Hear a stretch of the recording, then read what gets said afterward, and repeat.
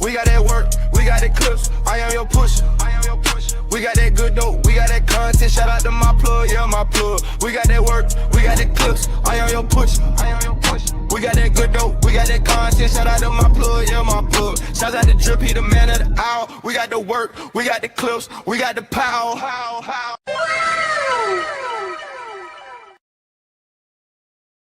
Yes, sir. Yes, sir. Yes, sir. Yes, sir. Yes, sir. What's good, everybody? What's good? What's good? What's good? What's good? What's good? How y'all doing today on this Sunday day? Good morning, good evening, however you want to do it.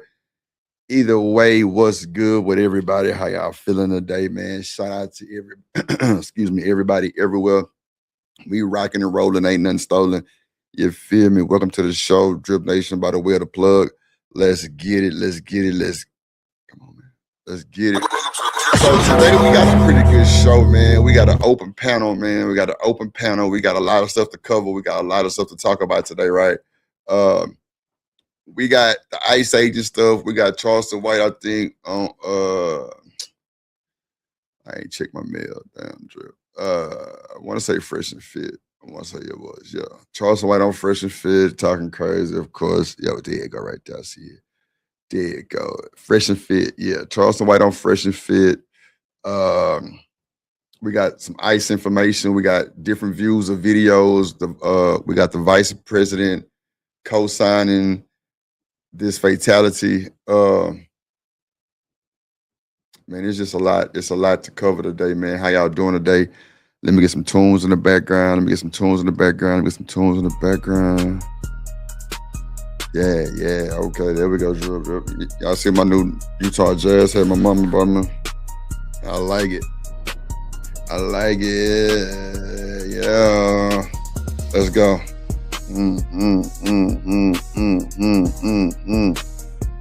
Let's get the music turned down to a good volume. All right, there we go. Shout out to everybody who went to church this morning. I just came from church, right? So when I went to church, what gave me the idea with the vice president, you know what I'm saying, Pastor Wright, was like the fact that the vice president stood up and said that this lady created her own death is insane, right? So it's cool. We're going to check it out. We're going to watch it. What's up, Cynical One in the building? Top Mars scene in the building.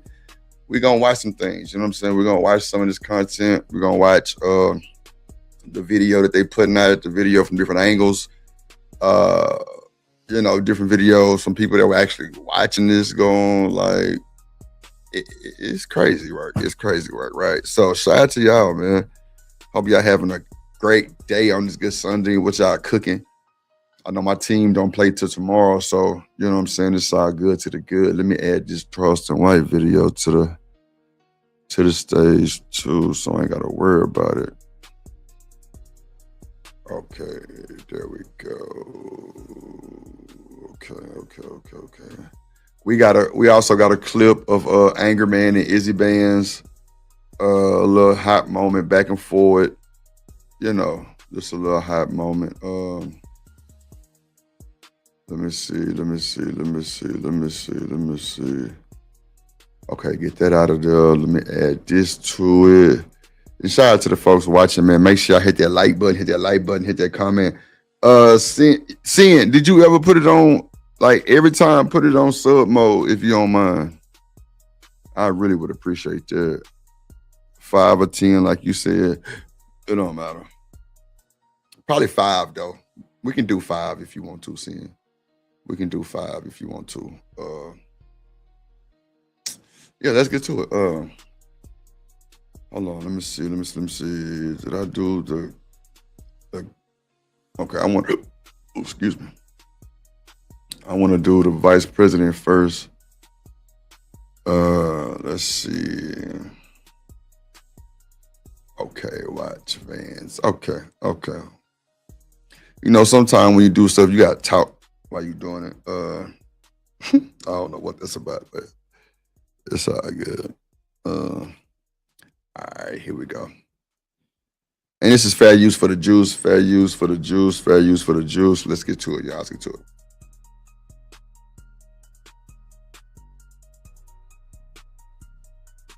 Hold on.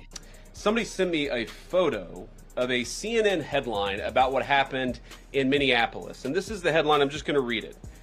Outrage after ICE officer kills U.S. citizen in Minneapolis. Well, that's one way to put it, and that is the way that many people in the corporate media have put this attack over the last 24 hours. And I say attack very, very intentionally, because this was an attack on federal law enforcement. This was an attack on law and order. This was an attack on the American people. The way that the media, by and large, has reported this story has been an absolute disgrace, and it puts our law enforcement officers at risk every single day. What that headline leaves out is the fact that that very ICE officer nearly had his life ended, dragged by a car 6 months ago, 33 stitches in his leg. So you think maybe he's a little bit sensitive? So we'll stop it right there. So when you say this man has been drug, he got 33 stitches in his leg and all that old rah bull, bro, what does that mean? What does that mean? He's like this is what he was trained and built to do. What does that have to do with him shooting a lady in the face? Why would y'all put an unstable person back out in the streets like that? I don't understand, bro. Like, come on, come on. Like, why would not? Just 6 months ago, so we got PTSD. He probably trigger happy, all kind of stuff, bro. Like, I think that is so like foul to put this man back out on the streets like this, unstable. What's up, Woda in the building? What's up, my boy Woda in the building? Like, I don't understand, bro. Let me bring this back, bro. This boy pissed me off already. Oh. I'll take some questions, but I want to make just one final observation here. When I was actually walking out here, hey, shit, I hit that like button, man. We got a small goal of 5-piece, man. Let's get a 5-piece goal, man. $5 a month. Let's get to it. In Minneapolis, and this is the headline. I'm just going to read it. Outrage after Crazy ICE work. officer kills U.S. citizen in Minneapolis. Well, that's one way to put it, and that is the way that many people in the corporate media have put this attack over the last 24 hours. And I mean, that's what it is. He killed her. How else you want to say it, big dog? You being the vice president, bro, you show no sympathy. Is it because she was an immigrant, or was she even an immigrant? Like, come on, bro. You show no sympathy, bro. You on some, well, the ICE officer was just drugged 3 months ago. Bro, put him in the hospital. Take him to the VA. Get his mental checked out. He trigger happy. He got PTSD. He got anxiety. He got all that going on, bro. What are we doing? I think this was the fault of the U.S. I think so. It is what it is. say attack very, very intentionally, because this was an attack on federal law enforcement. This was an attack on law and order. This was an attack on the American people. The way that the media, by and large, has reported this story has been an absolute disgrace, and it puts our law enforcement officers at risk every single day. What that headline leaves out is the fact that that very ICE officer nearly had his life ended, dragged by a car 6 months ago, 33 stitches in his leg. So you think maybe he's a little bit sensitive about somebody ramming him with an automobile? What that headline leaves out is that that woman was there to interfere with a legitimate law enforcement operation in the United States of America. What that headline leaves out is that that woman is part of a broader left-wing network to attack, to dox, to assault, and to make it impossible for our ICE officers to do their job. If the media wants to tell the truth, they ought to tell the truth that a group of left-wing radicals have been working tirelessly, sometimes using domestic terror techniques, to try to make it impossible for the President of the United States to do what the American people elected him to do, left-wing radicals, our immigration laws. The President stands with ICE. I stand with ICE. We stand with all of our law enforcement officers. So now the woman was part of a left-wing group that I ain't never heard that part yet. So the lady is part of a left-wing group that stops off. So she's a distraction, right? Okay, let's listen to it. Let's get the full detail. President say he's standing on business with her. All right, with him. Okay, let's see. And part of that is recognizing that you people in the media, not everybody in this room, but many people in this room. Not the you people, Lord Jesus. Not you people. Come on, man. You addressing us as you people now? The media, you people? Well, we on your ass, Mr. Postman. Have been lying about this attack. She was trying to ram this guy with her car. Bro, no, she wasn't. We got video footage, bro. There was no ramming. There was no ramming. Like, bro, what? Okay. I see now. I'm about to roll me a blunt early because this is going to piss me off. Straight up. All right, let's get to it. He shot back. He defended himself. He's already been seriously wounded in law enforcement operations before, and everybody who's been repeating the lie that this is some innocent woman who was out for a drive in Minneapolis when a law enforcement officer shot at her, you should be ashamed of yourselves. Every single one. What? Well, we know we ain't voting for your funk ass next year. You definitely don't have a vote, bro. Look how you addressing the people, bro. We all should be ashamed of ourselves? Really? Wow. I ain't know it like that, G. You think we should be ashamed of ourselves, bro? I don't know about that one, boss man. You kind of lost me on that one, G. You kind of lost me on that one, brother. I don't know where you going with that one, but yeah, you lost me on that one. Let's see. One of you. Questions? Thank you, Mr. Vice President. I wanted to read a quote from Tim Walz earlier today. He said, "When things looked bleak, it was Minnesota's first that held the line for the nation on July 3rd, 1863, and I think we may be in that moment now." Can you comment on his rhetoric and Mayor Jacob Frey and whether they want to see unrest in Minneapolis? Well, that's very tough rhetoric from a guy who just quit because his fraudulent activities have been uncovered. Look, Tim Walz is a joke. His entire administration has been a joke. The idea that he's some sort of freedom fighter, he's not. He's a guy who has enabled fraud and maybe, in fact, has participated in fraud. That's what this new Assistant Attorney General position is going to find out. I don't care what Tim Walz says. I care about getting to the bottom of this fraud for the American people, and I care about enforcing the nation's immigration laws. That's what we're going to stay focused on. Unrelated question here. Bro, this is like diabolical, bro. So you put an unstable individual back on the streets that's, like I said, anxiety, PTSD, trigger happy, all kinds of wild stuff, right? And you think this is cool? And now she's part of a left-wing radical. Let's see what left-wing, let me get my meta glasses. Let's see what left-wing radical means. What my meta?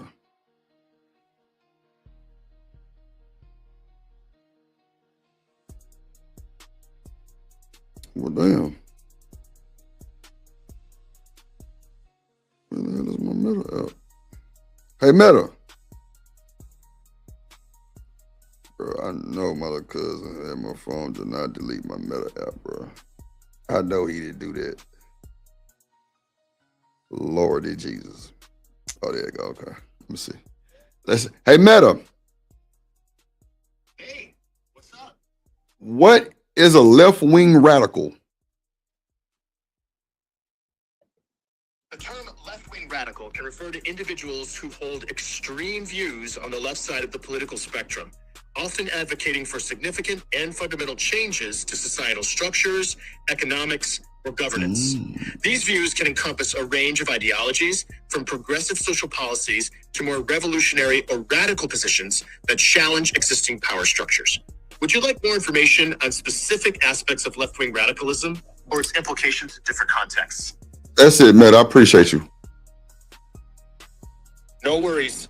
Glad I could help clarify things for you. If you've got any more questions or just need someone to chat with. Bruh. So she is what I think Josh, the guy Josh that used to come to the page, I think that's what she is, like left-wing radical means. But how do they know she's a left-wing radical before all of this? That's what I'm saying, bro. Like, you got to make it make sense for me, bro. You can sit up here and pee-wee talk all you want to. It don't mean Nathaniel to me. Like, it don't mean nothing. What are we doing? Left-wing radical? You just all of a sudden say she a left-wing radical. She was in the way. You got to stop, bro. But we got footage of the phone showing the woman and everything, y'all. So let's just hit this fool-ass cunt. Then we get to the next part. Democrats have accused ICE of murder. They've said they're targeting Americans. They've told ICE to get the F out of Minnesota. this is going to stoke the fire against ICE agents. And you're talking about ICE agents right now. Yes, What, if anything, is the administration going to do to make sure these folks are protected during these protests? But also, should DHS sort of revisit their procedures here? I mean, nobody wants to see an American killed.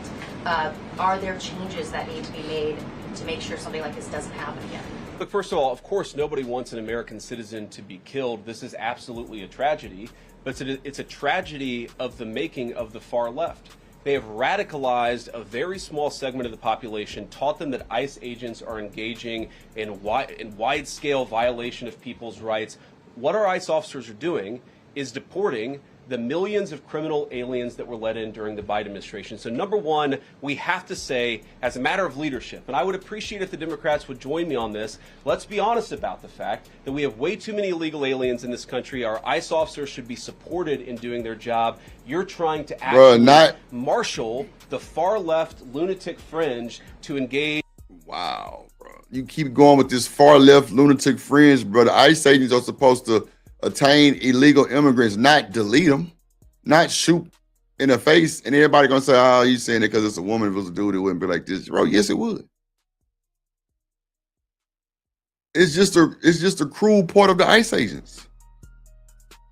Like, bro was just drugged, like you said, 36 stitches and all kind of wild shit. Why would you put an unstable officer back on the streets like that, bro? Or unstable authority? I'm not really understanding that, like, at all. And this is going to be a pre-recorded video also, so I'm recording now, so let's get to it. Shout out to y'all, man. Make sure y'all hit the like button, like, comment, share, subscribe to the plug, man. We at the plug, the hideout. Make sure y'all follow that, man. Make sure y'all follow me on Twitch, Twitter, and Kick at Drip Show TV. Appreciate y'all so much. Let's get to it. We can take this one down, actually, and get to the other... Okay, here we go right here. Let's see. Shocking new video has been released from the cell phone of the ICE agent who shot Renee Nicole Good in Minneapolis. Jonathan Ross's footage, which was obtained by Alpha News, offers a whole new perspective on the deadly encounter, revealing Renee's wife Rebecca antagonizing ICE agents just moments before Renee peeled off, clipping the agent, prompting him to open fire. Okay. Out of the car. Get out of the car. Get out of the car. Whoa! Oh, the new first-person.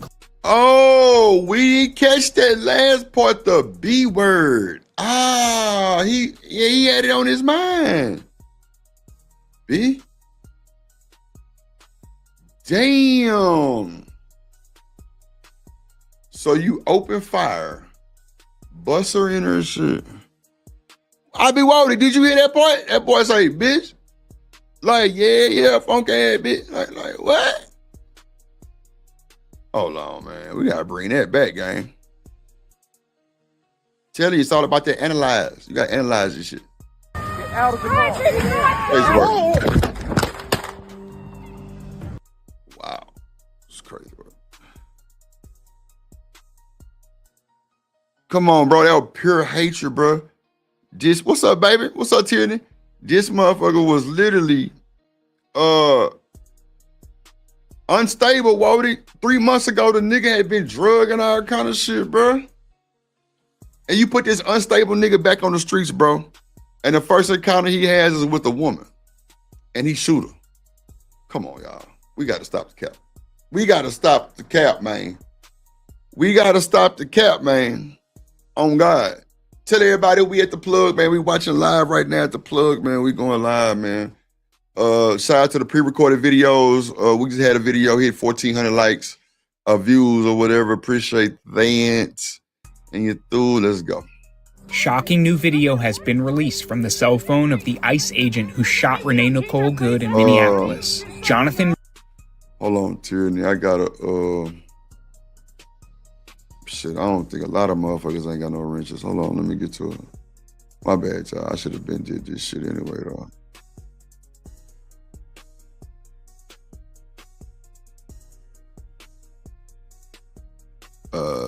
Tierney. What's up, OG Do Dirty in the building? My boy Do Dirty in this motherfucking.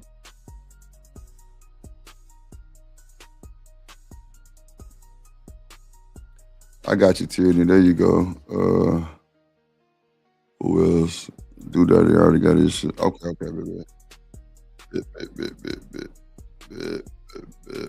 Bet. Okay. I don't need Tierney beating down my door. All right. Shout out to Do Dirty. What's good, Do Dirty? Let's see. Let's bring it back. Shocking new video has been released from the cell phone of the ICE agent who shot Renee Nicole Good in Minneapolis. Jonathan Ross's footage, which was obtained by Alpha News, offers a whole new perspective on the deadly encounter, revealing Renee's wife Rebecca antagonizing ICE agents just moments before Renee peeled off, clipping the agent, prompting him to open fire. Okay. Out of the car. Get out of the car.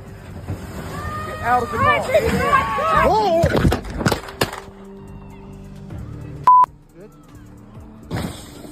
The new first-person clip comes as very... I think that last-minute bitch gonna get him, though. I think it's gonna get him, y'all. I think it's truly gonna get him. Man, it's open panel, man. Y'all can hit the link. Come holler at your boy Drip. You know what I'm saying? You know, we got a lot of shit talking about. We got Charleston White on Fresh and Fit. That's gonna be the bread. You know what I'm saying? That's gonna be the, you know, everything. I'm with you, Tierney. If you want to bring your little finance up here and talk about it, we can't talk about it, Mama Jamma. It's all good. I'm with you. And then with the vice president saying what he said, I don't know. I just don't like this shit. Do Dirty, what's good, my boy? Make sure I go follow my nigga Do Dirty. But we got a 5-piece goal today, man. Hit the Cash App, $ Drip on the B, $5 or more. Let's get to it. Just 5. Just a 5-piece today, man. We'll be up here about 3-4 hours, man. We'll get to it. Let's go. Let's pump this plug channel. Let's get everything back up. Monetization almost ready, y'all. We finna get locked and loaded. Let's get to it. Let's do it. Shocking new video has been released from the cell phone of the ICE agent who shot Renee Nicole Good in Minneapolis. Jonathan Ross's footage, which was obtained by Alpha News, offers a whole new perspective on the deadly encounter, revealing Renee's wife Rebecca antagonizing ICE agents just moments before Renee peeled off, clipping the agent, prompting him to open fire. Okay. Out of the car. Get out of the car. Get out of the car. Whoa!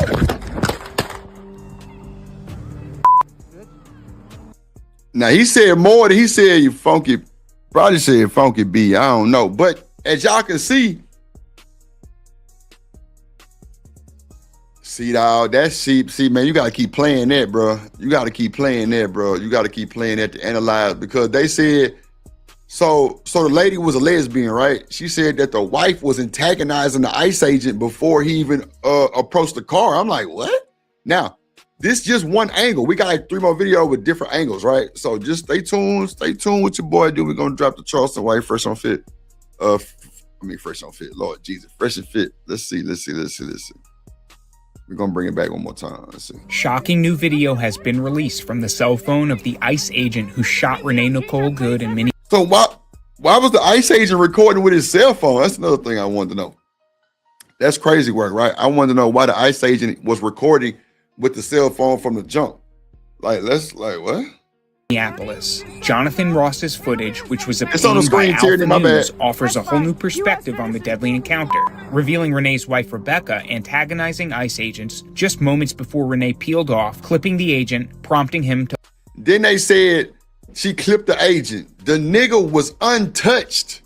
Bro, we got other angles, bro. Y'all gotta stop, bro. Y'all gotta stop.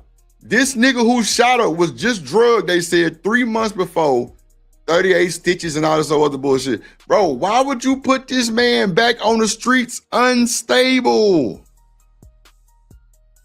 I don't get it, bro. I don't get it. To open fire. Okay. Out of the car. Get out of the car. Get out of the car. Whoa! The new first-person clip comes as various angles of the incident have been analyzed by Americans around the country, dividing the nation as to whom to blame. Yeah, what would it? My bad. I'm finna call you. Do that. Okay. So he shot her because she ain't listen, right? So fuck it. What would it? We in the streets and we thugging, and you tell me some shit and I don't listen, and you just pop me. I mean, we know that shit go on, but bro, you a authorized agent, bro. Like, come on, bro.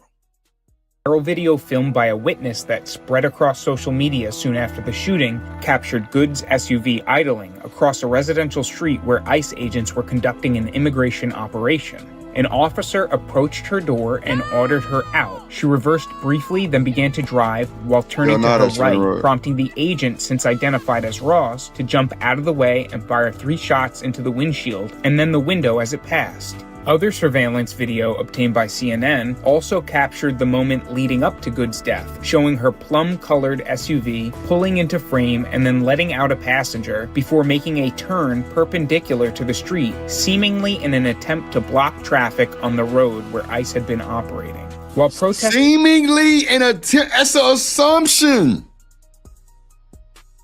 Bro. Oh shit! Oh shit! Oh. That's an assumption, brother. Bro, y'all gotta stop this bullshit, bro. We gotta stop this bullshit, bro. That is a freaking assumption, bro. Man, bro, I don't even want to. This shit crazy, bro. This shit crazy as hell, y'all. And you got stupid ass vice president standing up for this bullshit. I don't understand it. Oh, damn, my camera's on. I don't understand it, bro. Come on, bro. Come on, bro. Yeah, they gonna argue lawful order. I be worried. I'm with you on that. You right. You right. Have erupted across the nation. According to the Trump administration, there should be no question as to who is at fault. DHS Secretary Kristi Noem said the officer, a 10-year veteran of the agency, had acted in self-defense and was justified in opening fire, and that Good was part of a mob of agitators attempting to thwart ICE's efforts in enforcing President Trump's immigration crackdown. Vice President Vance firmly echoed that message in a press briefing on Thursday, January 8th. The reason this woman is dead is because she tried to ram somebody with her car, and that guy acted in self-defense. That is why she lost her life. And bro, she didn't even ram the nigga. Oh my God, bro. Like, somebody get this nigga up out of office ASAP. Somebody get this clown out of office ASAP, bro. What do you mean she lost life? She tried to ram. Bro, I can't wait to put these other. Okay, so wait. We finna go and pull up these other videos, right?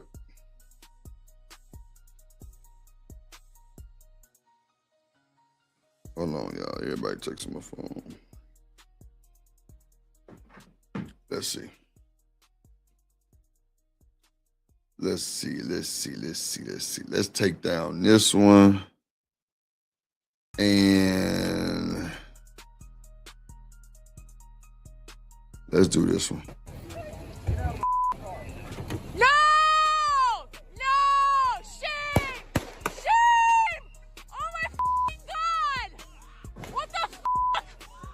Let me start by being very clear about what this video is not. Come on, bro. Argument. This is not an immigration debate. This is not about whether you like ICE or hate ICE.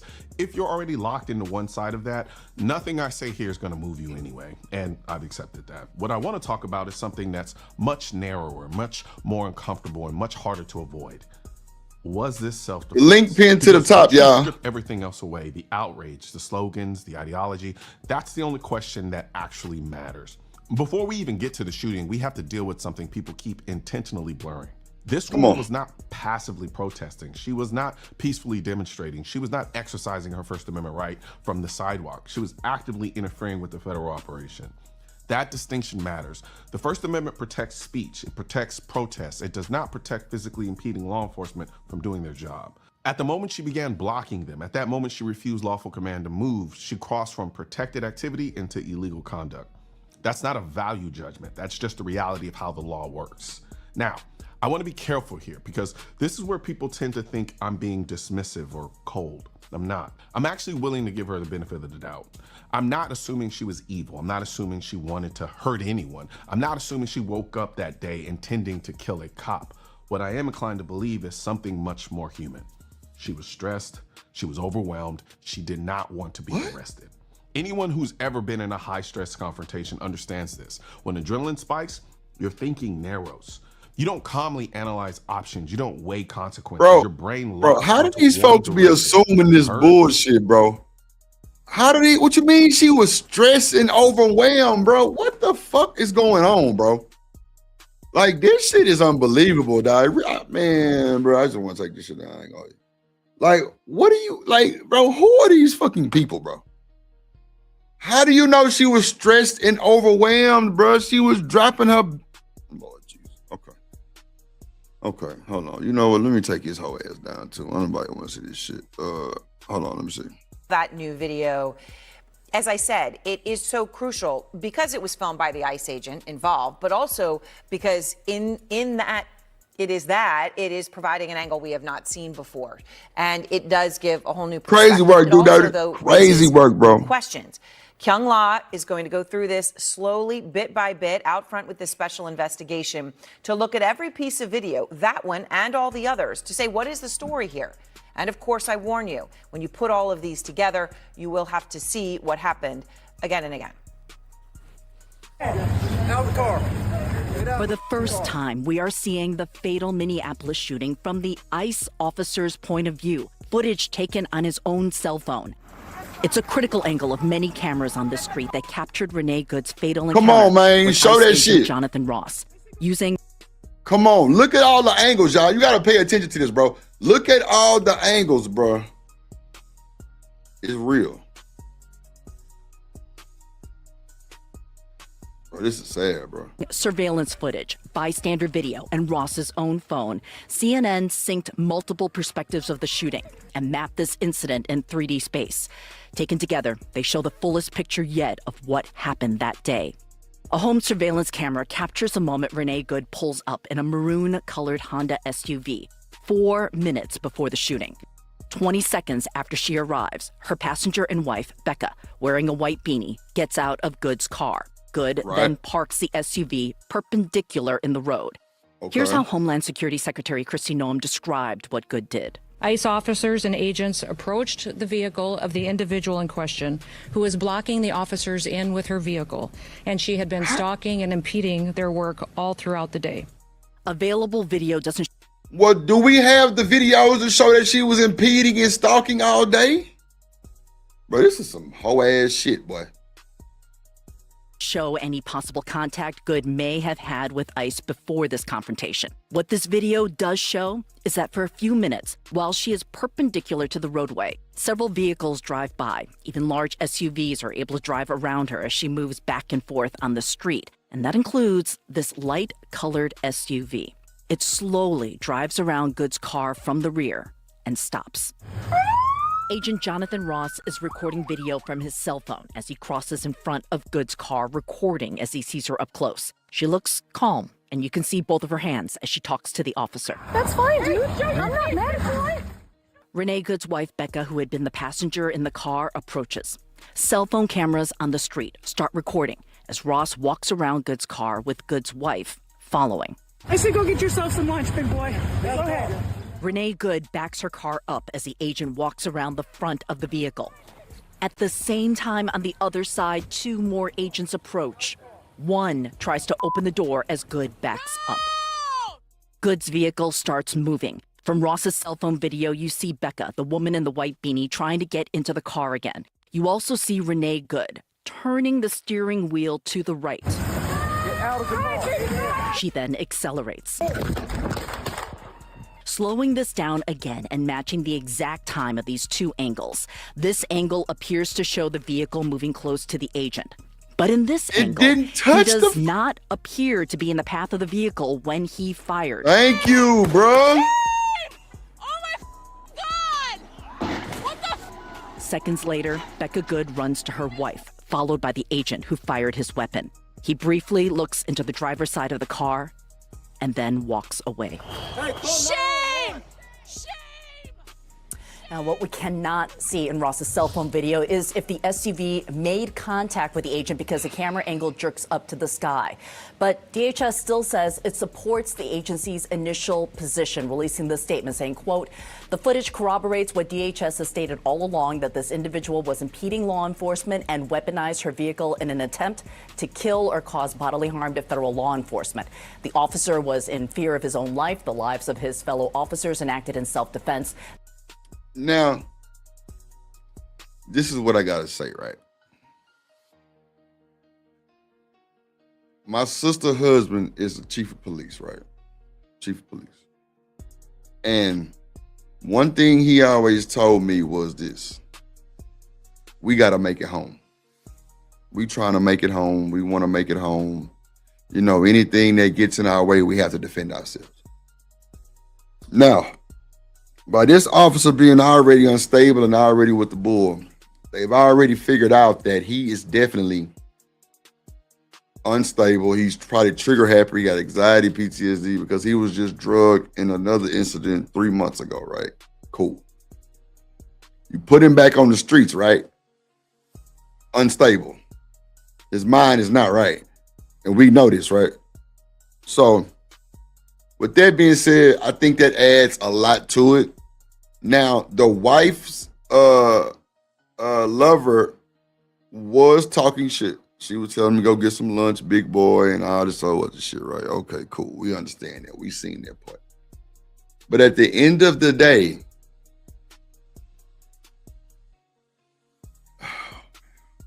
they said that the woman tried to ram the officer, right? I don't see no ramming, right? No ramming.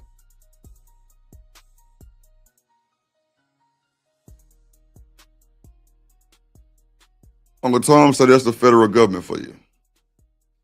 We're going to watch this shit again. We're going to watch it again, then we'll get to the Charleston White fresh and fit. Let's see. Let me bring it back to the beginning, right? We'll do it. Because they got the 3D model and everything. What's up, Uncle Tom? I need to give Uncle Tom a ring. Where's my boy Uncle Tom up? All right, there we go. Let's see. Officer's point of view, footage taken on his own cell phone. It's a critical angle of many cameras on the street that captured Renee Good's fatal encounter with ICE agent Jonathan Ross. Yeah, she didn't hit him. Footage, bystander video, and Ross's own phone. CNN synced multiple perspectives of the shooting and mapped this incident in 3D space. Taken together, they show the fullest picture yet of what happened that day. A home surveillance camera captures the moment Renee Good pulls up in a maroon-colored Honda SUV 4 minutes before the shooting. 20 seconds after she arrives, her passenger and wife, Becca, wearing a white beanie, gets out of Good's car. Good then parks the SUV perpendicular in the road. Here's how Homeland Security Secretary Kristi Noem described what Good did. ICE officers and agents approached the vehicle of the individual in question. So what was the probable cause? Was it because she was parked perpendicular in the street? That's the probable cause?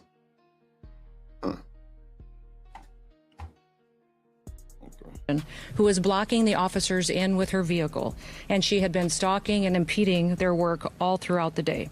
Available video doesn't show any possible contact. Good. Now, she said they had been stalking and impeding all day long with the ICE agents. Where those videos at?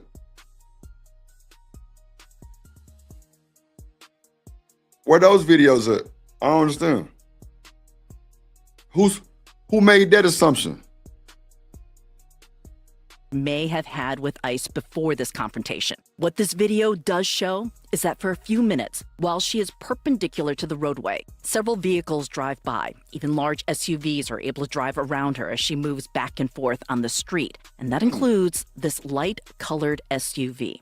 It slowly drives around Good's car from the rear and stops. Agent Jonathan Ross is recording video from his cell phone as he crosses in front of Good's car. Yeah, why is she like that in the road, though? She looks calm, and you can see both of her hands as she talks to the officer. Like, why is she perpendicular in the road, though? That is a janky situation. Like, that is crazy work, but like, that's what I'm saying. Like, you got to give some more evidence to show why she was parked like that. That's fine, dude. I'm not mad at you. Renee Good's wife, Becca, who had been the passenger in the Why they cut the talking part off? She said, that's fine, dude. I can move. Like, then you cut the talking. Like, come on. Now, looking at this 3D model, this is crazy. Why is she perpendicular in the middle of the road? She's blocking the road. She is blocking the road, right? We see that. I don't understand, y'all. It's kind of crazy work, but like, I'm trying to be fair here as possible because she is perpendicular in the road, right? Which is crazy. car approaches. Cell phone cameras on the street start recording as Ross walks around Good's car with Good's wife following. I said go get yourself some lunch, big boy. Go ahead. Renee Good backs her car up as the agent walks around the front of the vehicle. At the same time, on the other side, two... Yeah, like I'm looking at this 3D model, like, why is she parking like that, bro? Oh, she did that twice before? What you mean, Uncle Tom? She did it twice before. And then they said she was part of some left-wing radical group. See, I don't know politics like that to be doing what the hell the left-wing. But when I ask Meta, it's like strong-willed people who, you know, support their side of the game and or the politics. I ain't really into politics like that. Down the street, is it like proof of that, Uncle Tom, or they saying some shit on CNN? That's what I be wanting to see the video, man. I be wanting to see the proof. But we know she can be edited. What's up, Miss Control? You say bees just be doing dumb shit. See Control, what's good? What's good? What's good? What's good? What's good? Oh, okay, it's video. You got the video, Uncle Tom? Hit the link or put it in the back for you, boy. I grab it and show it. You know, man. I grab it and show it, man. But this is a 3D model. It's crazy work, y'all. Like, I'm trying to figure out what the hell going on. Like what the hell going on? Good to see you. Good to see you, Contreras. Good to see you. Let's see what's going on here, y'all. Let's play it back. Because they talking about, yeah, he rammed her and she tried to run him over with the car. Like, bro didn't even, like, the dude who had the gun didn't even get touched. Okay, that's a bit. But I ain't gonna lie. Being perpendicular in the middle of the street, that is janky as hell. I cannot deny that shit, right, y'all? Do y'all agree? Put a one in the chat. I need y'all to let me know. I need to know who are my people. I need to see if y'all think that's janky. Excuse me, y'all. Excuse me. I need y'all to let me know if that's janky, y'all. Being perpendicularly parked in the street. I'm gonna bring it back for the one. Man, this is a good video. I ain't gonna lie. This is a good video. Bit by bit, out front with this special investigation to look at every piece of video, that one and all the others, to say what is the story here. And of course, I warn you, when you put all of these together, you will have to see what happened. Both in the wrong, cynical. I agree. Out of the car. Seeing this, I For agree. the first time, we are seeing the fatal Minneapolis shooting from the ICE officer's point of view, footage taken on his own cell phone. It's a critical angle of many cameras on the street that captured Renee Good's fatal encounter with ICE agent Jonathan Ross. Using surveillance footage, bystander video, and Ross's own phone, CNN synced multiple perspectives of the shooting and mapped this incident in 3D space. Taken together, they show the fullest picture yet of what happened that day. A home surveillance camera captures the moment Renee Good pulls up in a maroon-colored Honda SUV 4 minutes before the shooting. 20 seconds after she arrives, her passenger and wife, Becca, wearing a white beanie, gets out of Good's car. Good then parks the SUV perpendicular in the road. Here's how Homeland Security Secretary Kristi Noem described what Good did. ICE officers and agents approached the vehicle of the individual in question, who was blocking the officers in with her vehicle, and she had been stalking and impeding their work all throughout the day. Available video doesn't show any possible contact Good may have had with ICE before this confrontation. What this video does show is that Ms. Contreras say Becca sent her clean on.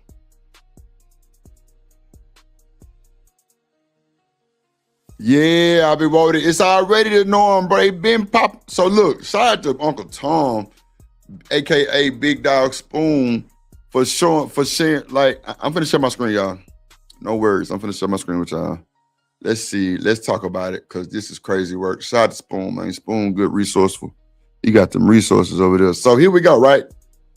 Hold on. Let me add it to the screen.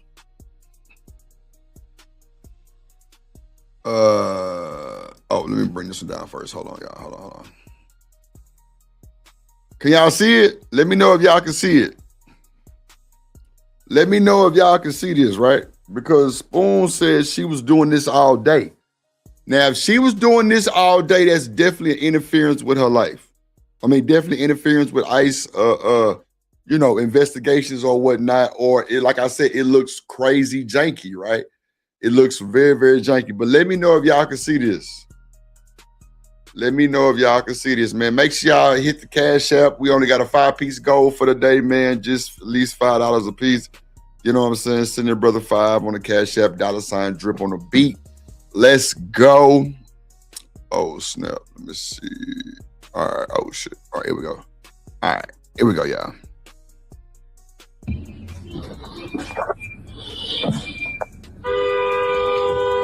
Look, she blocking the road. Oh, wow.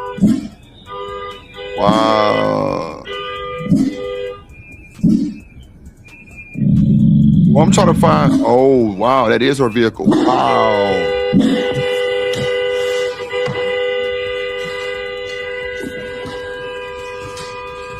Oh, wow.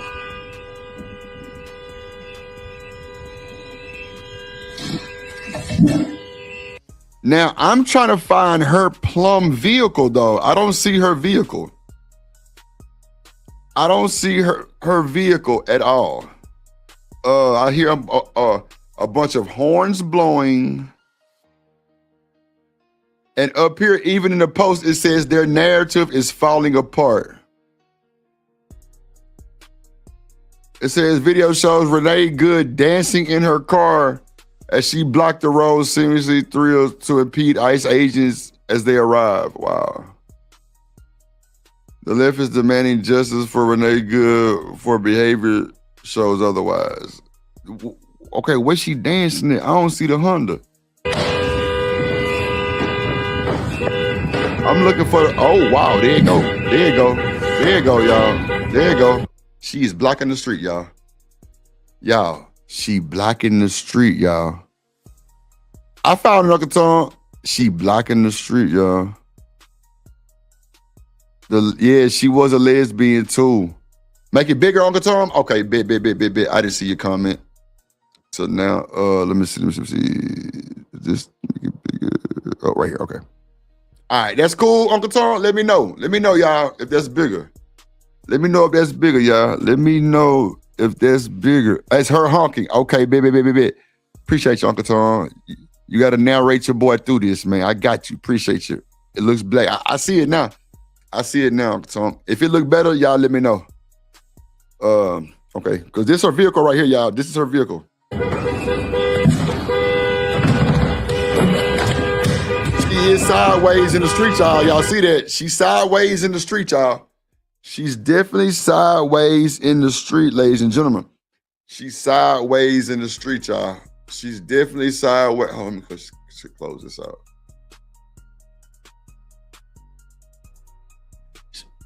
Wait a minute. Yeah, she's definitely sideways in the street, y'all.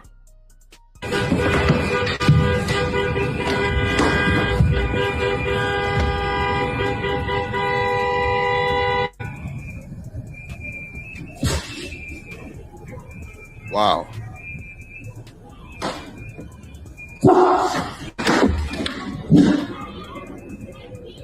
Yep, she's definitely blocking the road, ladies and gentlemen.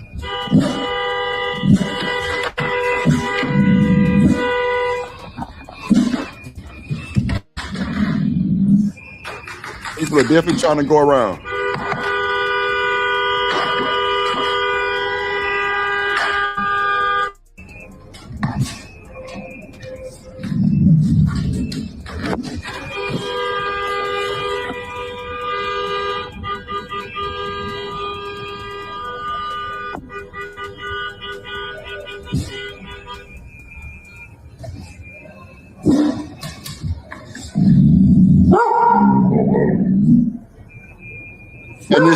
this SUV that's pulling up, that's the SUV right there.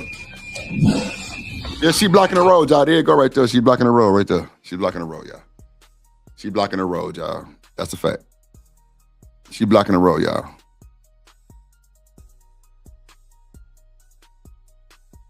Yeah, Michigan Trail. Shiesty Bomb, what's up, baby? This is the video with Ice.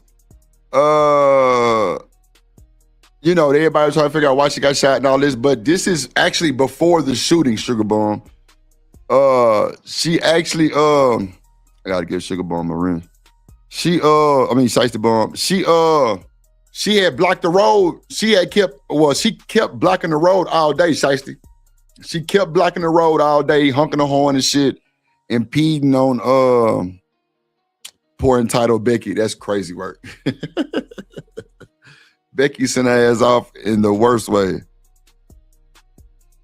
Yeah, Uncle Tom said that's her honking.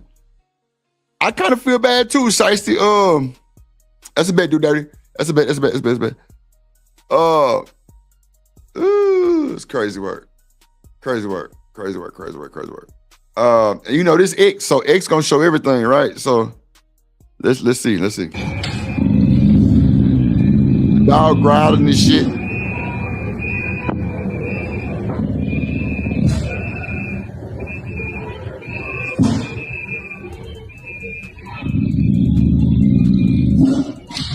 The dog pissed off. And this truck that's pulling up, I think that's Ice. That's Ice. Look, they trying to go around, and she definitely got the street block. Look, she definitely got the street block. Now, this was way before the shooting. This was way before the shooting, y'all. This is way before the shooting. So, I mean, I don't know what to tell you. They need to tell their dog to chill out with the growling, bro. That's kind of making my stomach growl a little bit. I ain't gonna lie.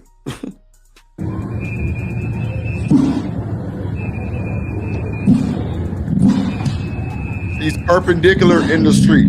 She's definitely blocking the street. Look, there you go right there. Perfect.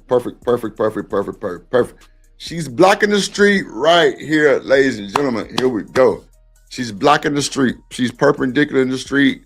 Now, I don't know what she's impeding on. I'm going to just be fair with it. But clearly there's something going on. She's janky as hell. Why are you perpendicular in the street like this? Now, see, this is what I be saying about these type of situations, right? Because you always got 7 sides of a story. Just give it 24 to 48 hours, 72 hours, and you'll get the rest of your story, right? This is what's going on. And salute to Uncle Tom for the drip with the clip. You know what I'm saying? This is definitely information. Good resource information. And it shows the plum-colored Honda right here. And she's perpendicular in the street. She's blocking the street, ladies and gentlemen. She's blocking the street.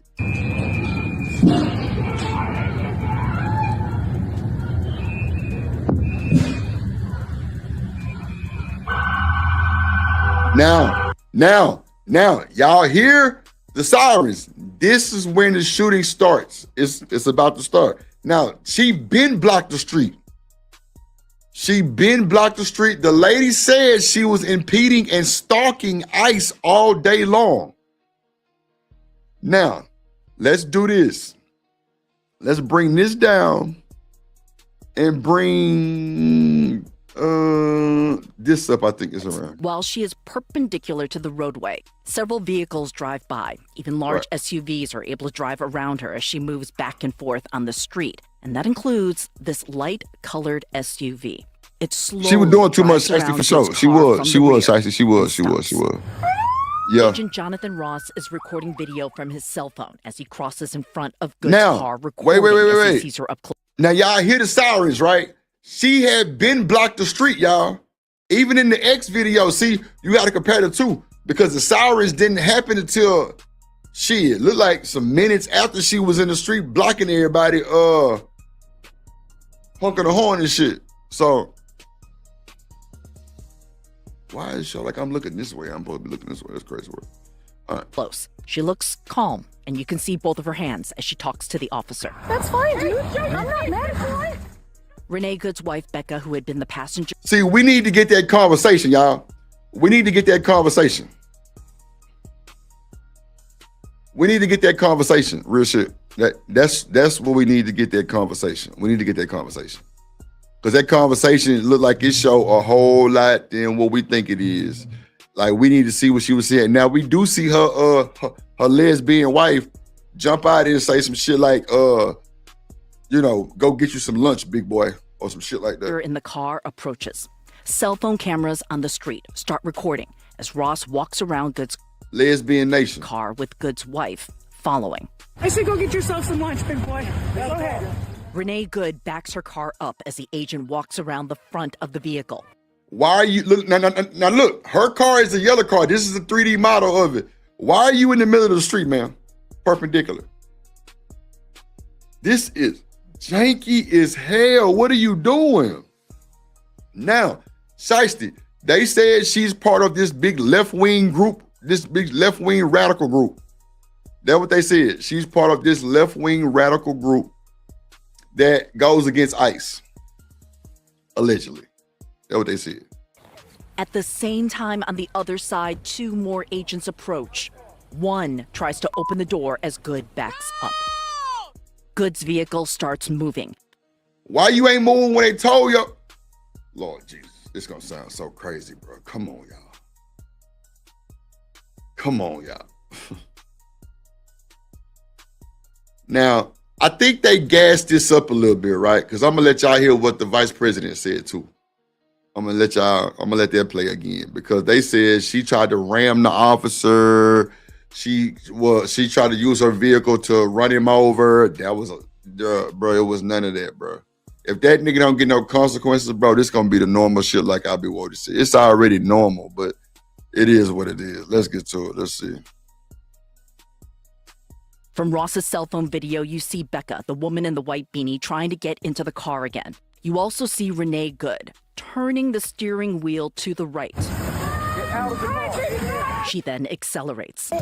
Now, nothing is on the right. Now, pay attention, y'all. Pay attention closely. There's nobody got hit. She said she tried to ram the officer with the car and shit. Like, come on, bro. Slowing this down again and matching the exact. If you look at the 3D model, there were no other vehicles on that side, bro.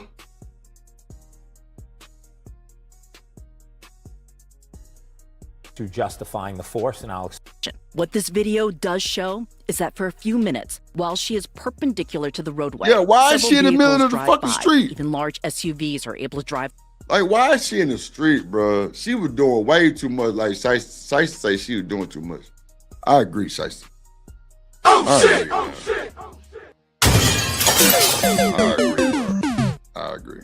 Around her as she moves back and forth on the street, and that includes this light-colored SUV. It slowly drives around Good's car from the rear and stops. Agent Jonathan Ross is recording video from his cell phone as he crosses. See, she's in the middle of the street, blocking the freaking street, y'all. Oh, Jesus. Is in front of Good's car, recording as he sees her up close. She looks calm, and you can see both of her hands as she talks to the officer. That's fine, dude. I'm not mad at you. Renee Good's wife. Like, I want to know what he told her, and then what she was like, that's fine, dude. I'm not trying, you know what I'm saying? Like, what is she saying to him? Like, what is she saying? Becca, who had been the passenger in the car, approaches. Cell phone cameras on the street start recording as Ross walks around Good's car with Good's wife following. I said go get yourself some lunch, big boy. Go ahead. Renee Good That's backs crazy. her car up as the agent walks around the front of the vehicle. At the same time, Shiesty on say the she a other liberal side, and she two support more agents ICE. approach. One tries to open the door as Good backs up. Good's vehicle starts moving. Complied. From Ross's cell phone video, you see Becca, the woman in the white beanie, trying to get into the car Fucking again. talk You also crazy. see Renee Good. What's up, Living turning Harmony? the What's up, my boy? steering wheel to the right. Man, come on, man. This shit is insane, bro. It's insane, but like, goddamn, like. Drip Nation, salute. Milwaukee game, my guy. Always humbly living. Drip Nation, salute. walking game, I got. Always humbly live it. Drip nation salute. Living humbly, never stunting. Stacking money, always hunting. Milwaukee in my veins. Never change, stay the same. You know what time it is. Living humbly. What's good, my boy? Good to see you, man. He didn't say anything. Uncle Tom said he didn't say anything. Let's see. Get out of the car. She then accelerates, slowing this down again and matching the exact time of these two angles. This angle appears to show the vehicle moving close to the agent. But in this angle, he does not appear to be in the path of the vehicle when he fired. Thank you. He is not in the path of the vehicle. Okay, hold on, Uncle Tom. Hold on, I got you. Uncle Tom drop another video on the bitch. Uncle Tom be cooking, man. He be cooking.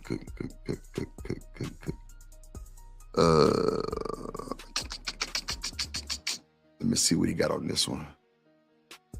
All right, let me pause. I'm gonna pause it, y'all. Okay. So let me okay, so let me bring this one down. Hold on, y'all. Let me do this. Hold on.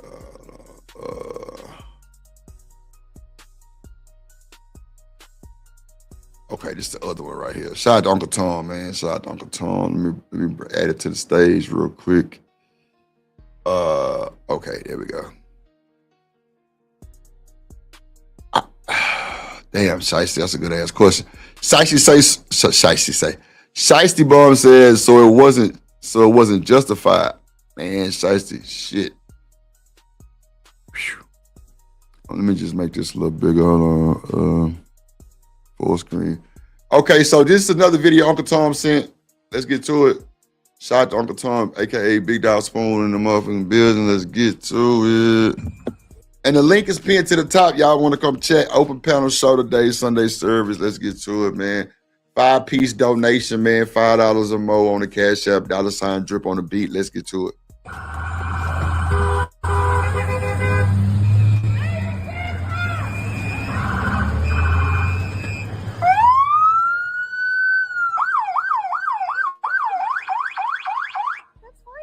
I'm not mad at you. Show your face. I'm not mad at you. That's okay. We don't change our plates every morning, just so you know. It'll be the same plate when you come talk to us later. That's fine. U.S. citizen, former fucking guy. You want to come at us? You want to come at us? I say go get yourself some lunch, big boy. Go ahead. Out of the car. Get out of the fucking car. Get out of the car. Oh! See. Oh, and she crashed. God damn.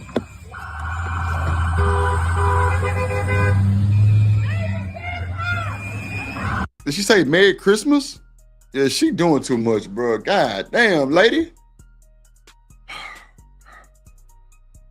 See, that's why I'm glad I got people like Spoon and like a few others that send me a lot of this stuff, behind the scenes stuff, because, bro, this is insane. Y'all done shot this lady dead in her damn face. I'm over here talking about the officer was unstable because he was the one that was he had got drugged like 3 months ago with some stitches. I'm like, y'all gonna put him back on the street unstable? He probably ready to shoot him up. Let's watch this again. Let's see.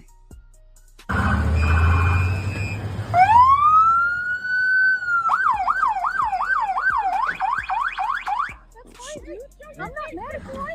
Show your face. I'm not mad at you. That's okay. We don't change our plates every morning, just so you know. It'll be the same plate when you come talk to us later. That's fine. U.S. citizen, former fucking guy. You want to come at us? You want to come at us? Oh, she was a U.S. citizen? Crazy work. Go ahead. Out of the car. Get out of the fucking car. Get out of the car. Oh! Now, let's have this conversation, right? Let's have a conversation.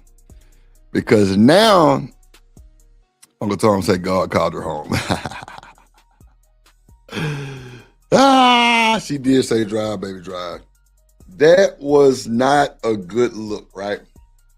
From the angle I just seen, Her trying to steer the car and take off looked like it was, I think it was an officer that was in front of the car on the other side.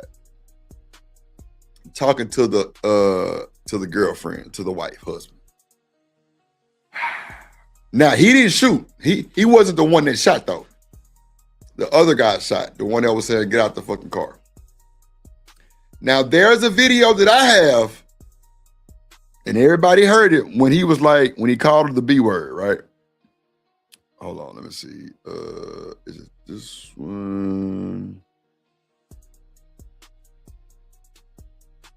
Hold on, this one. Get out of here. And that's probably what was happening. No!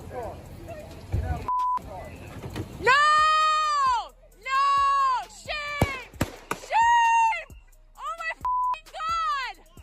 What the What the? Let me start by being very clear. Hold on, that's not it. That ain't the one. That ain't the one. That ain't the one. That ain't the one. Hold on, let me see. Damn, did I remove it already? Oh, okay, here we go. Wait. In any case, the shooting poured gasoline on the long. Hold on, here we go. Shocking new video has been released from the Here you cell go, right phone here, y'all. of Here the you go. ICE Here you agent go, who right here. shot Renee Nicole Good in Minneapolis. Jonathan Ross's footage, which was obtained by Alpha News, offers a whole new perspective on the deadly encounter, revealing Renee's wife Rebecca antagonizing ICE agents just moments before Renee peeled off, clipping the agent, prompting him to open fire. Go ahead. Out of the car. Get out of the car. Get out of the car. Whoa! Yep, there you go. He called her a bitch.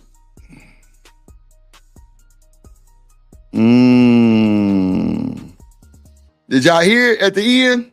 I can bring it back.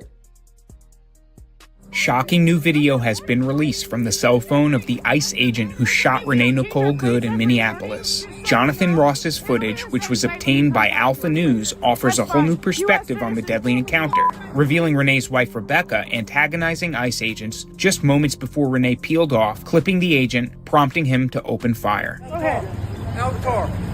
Get out of the car. Get out of the car. Whoa!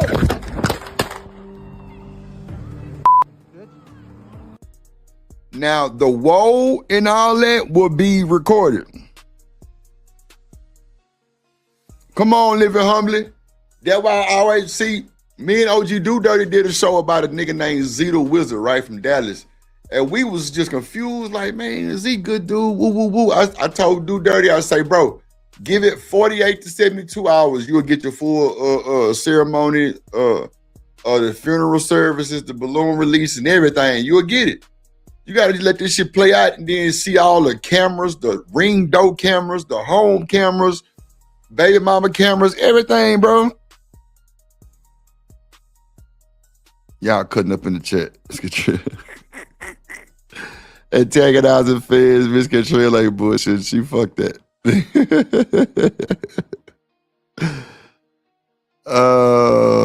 Shiesty, what you think? He called her, you like, bitch? Like, oh man, come on, man. Let's see. The new first-person clip comes as various angles of the incident have been analyzed by Americans around the country, dividing the nation as to whom to blame. Viral video filmed by a witness that spread across social media soon after the shooting captured Good's SUV idling across a residential street where ICE agents were conducting an immigration operation. An officer approached her door and ordered her out. She reversed. That's a good question. Shiesty Bomb said, is antagonizing agents against the law? I don't think it's against the law as long as it's verbal. But once you really step on territory and impede and like actually be like in the way of physical, I think that's when it's a problem. But I think you can talk the shit all day long if you want to. At least I think. Somebody have to tell me different.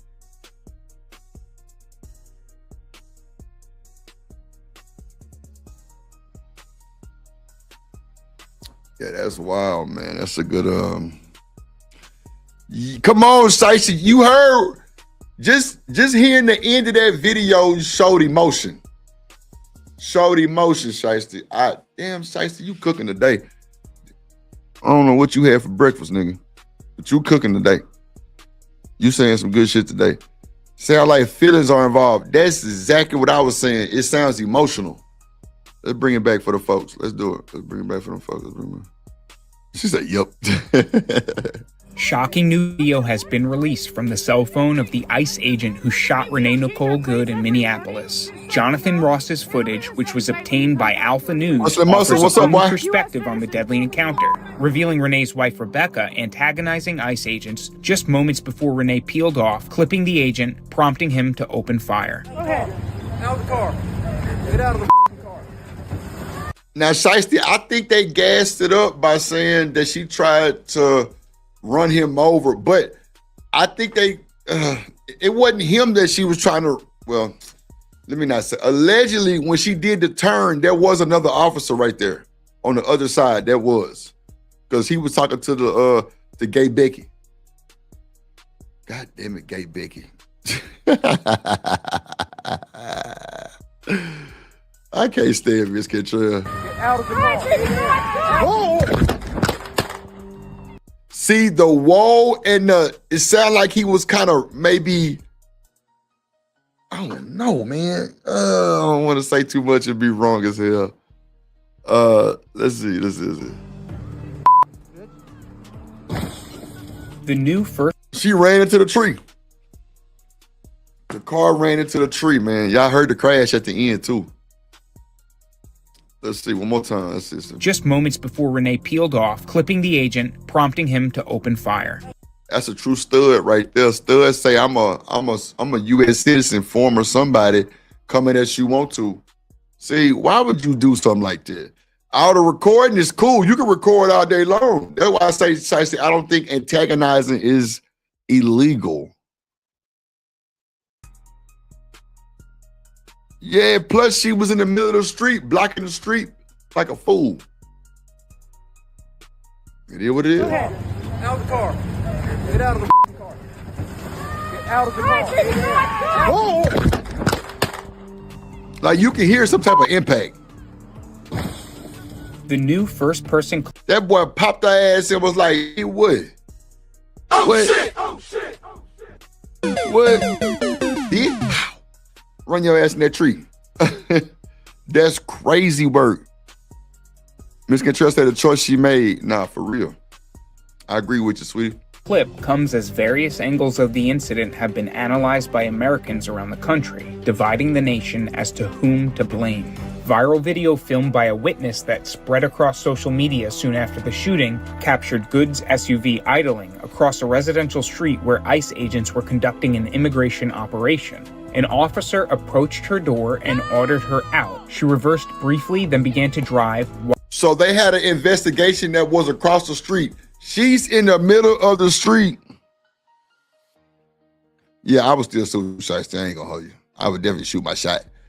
Well, that didn't sound too good, but yeah. Shoot my shot sounds reckless. But I would definitely still sue. I'm with you on that shot. I ain't gonna hold you.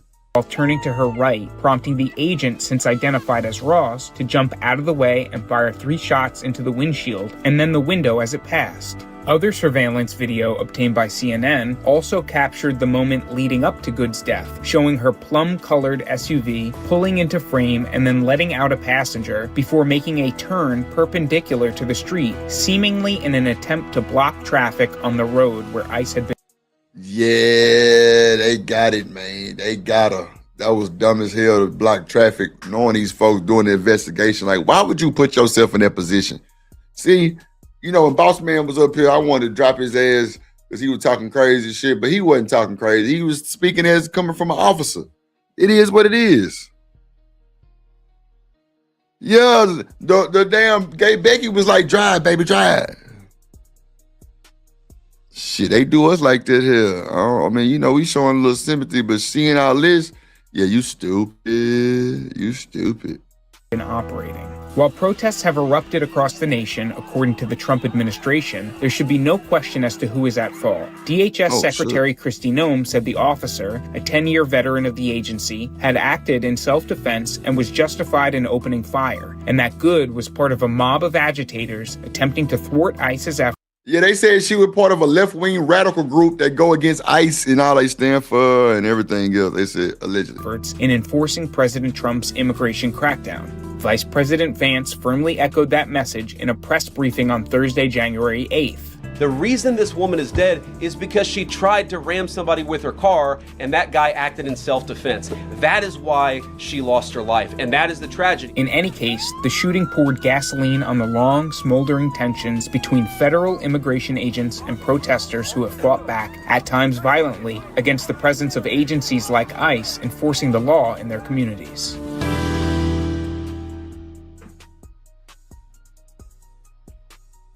Crazy, man.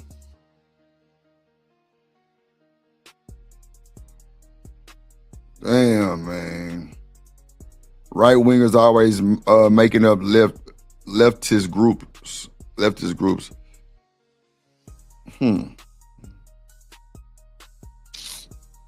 Yeah, a left wing radical they definitely part of an organization. It's wild work. Yeah. Damn, y'all. They didn't pop the old lady, goddamn it. Shit. Well, all right, man. Make sure I hit the cash app, man. $ drip on the beat, man. We just a Sunday service show. It's really a pre-recorded. I'm actually recording. I'm gonna break it down. I'll bust it down. Let's bring up the Charleston White situation with Fresh and Fit. Let's see what he got to say, man. Let's get a little laughter going on, man. Sheesh. Let's see. Just chatting to ladies. Yeah. When y'all when you guys are in relationships, go to Rumble. And y'all have relationship problems, is there any man, a father, or uncle, or grandfather that y'all can go talk to? My dad. Your dad? Do he tell you to leave? Yes. He always say leave? We can go around this real quick. Shashi say just like conservatives funded Antifa. Lord Jesus, she finna get me took up out of here. Make sure I hit that like button, man. Subscribe to the channel. Let's go. Because you want this question. Okay, you're asking, do they have a father or an uncle figure? A father figure, uncle figure, a male president that gives them some counsel. So real quick, we'll go around the table here. Do you want to know exactly who it is, or you just want a yes or no? Charleston. Yeah, yes or no. Yes. Yeah. Okay, raise your hands if you have a father figure that you can go to for, I guess, relationship advice. Our guidance, yeah. Raise your hands. Okay, dude, nearly everybody except for one. Nearly everybody. Do y'all listen to him? No. Damn. Definitely not. Oh shit! You just be praying that somebody could change, but then they won't change for you. So that's what man, you can't change nobody. You attract who you are. Yeah. See, Charleston White say you can't change nobody. I disagree. The reason you keep having guy after guy that's not satisfying you or fulfilling you. God to God. I ain't even want to. Wait, I heard you say 3 different guys. No, what 3 different guys? What you said the boyfriend, then the man cause you just wanted some dick, and then you said something earlier. I heard the man I and then the boyfriend that was abusive. Yeah, and then you said another one earlier. No, I didn't. It was the man I fucked and the abusive ass man. She did say that she has. This is before you came. That she. So you got a nigga that's beating on you, and you got a nigga that's beating on you. I mean, I don't understand. Like, what are we doing? What are we doing, gang? Oh shit. What are we doing, gang? As a guy that he doesn't claim her. What's up, JD? A new one, yeah. A new guy. Mm-hmm. I don't know. So my three guys in the picture in the conversation, right? One man. Yeah, man. But y'all, I hear y'all keep saying traditional. Traditionally, women in the streets, but freak in the sheets. So you never know how many men she had. The women before, I've never seen a man come out my mother's bedroom, so I don't know. I don't know women get dick. I know hoes and do. I used to watch my auntie and them get that dick, but my mom and my grandmama and them that claim to be ladies. You used to watch your auntie get that dick. All righty. Shout out to the chat, man. Make sure y'all hit the like button, man. Like, comment, share, subscribe, man. Tell a friend to come on in and be in. Make sure y'all hit the cash app. We got a 5-piece gold. 5-piece gold, just $5 a piece or more. $ drip on the beat is on the screen. Let's get to it. Women and projected that image. I never seen say here, work. Get that money on, my boy. Get that money on. My mama too. You're she'll ready bring to no ship man that thing home. to She'll you. never bring, even at this age right now, she'll never bring a man home. So I've been on panels with you know, with Shiesty said a women bunch of I lies. perceived Nah, to for be real. women and respected them as women, and they wouldn't care what they asked. They would not talk about no dick they took. They would avoid the question. Women don't tell their sexual business. Yeah, She every girl ain't here saying denied. nothing the whole time. Every girl here denied because Chris asked them, "What's your body count?" Every girl here denied it. As they should. Yeah, because if a nigga say 10, he might got 7. Yeah. So we all lie to each See, other. It's Now, see, I agree with Charleston on that, right? A lot of these niggas do lie. A lot of these women lie about their body count. See, back in the day, it was always good for, or allegedly, we thought it was good. Same script. You ain't lying, Shiesty. For us to say, you know what I'm saying, that we might have hit 10, 11 women knowing we ain't hit number 2. See what I'm saying? That's a fact. Now, the women lying, I didn't really see the benefit for the woman, but okay. That's a common thing. That's what keeps us happy in relationship, is lying to each other and telling each other a good enough lie to believe it. I love you, baby. That's what baby boy. Wait, can't you say that without lying? Like, because if God... Love bombing is a narrative that's been going on. See, as a man, we would think that if we tell you we love you, we gonna get the box. That's a fact. If we tell you we love you, we thinking we got the box. That's a fact. On my mama now. Let's go. If the word of God is real and God is love, love don't cease. Love conquers. You're just the Bible. I can't quote the Bible. Charleston, you talking to a bunch of freaks, a bunch of OnlyFans freaks, and you up here talking about the Bible? Man, you know they don't even know who the Bible is. Let alone, Lord Jesus, okay. Now see, this is really starting to piss me off too.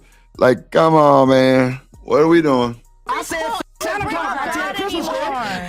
Listen, God is an Italian word, so let me say Allah. Let me say, I'm not for God. I'm for Allah. Allah is definitely not God. All I know is my love. Hold on. See, hold on. So y'all do know Satanists have a right to practice their religion. Yeah, everyone has free will. So I can be an atheist, right? You can't say I'm wrong for being an atheist. No, you can't. You can't speak the word.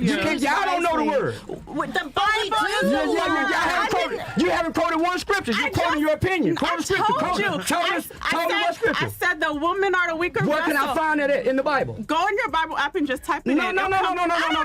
She said go on your Bible app and just type it in. Do y'all think the women are weaker vessels? The women got to push out that 10-pound baby. Ain't no nigga pushing on no motherfucking baby. I'm waiting on Shiesty to comment. No. So y'all not quoting the word of God? I don't. Hold on. Let me show you something. 4 verse 15. No. Hebrews 4 verse 16. I know a woman of God. I know. You got a bunch of OnlyFans freaks up here giving Charleston White Bible verses to read. Oh shit! Diabolical. This is diabolical, bro. I know a woman of God. Look at Hebrews 4:16.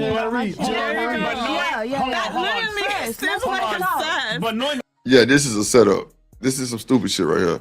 Like, how you arguing with a bunch of OnlyFans freaks about the Bible, bro? I don't understand this, Charleston.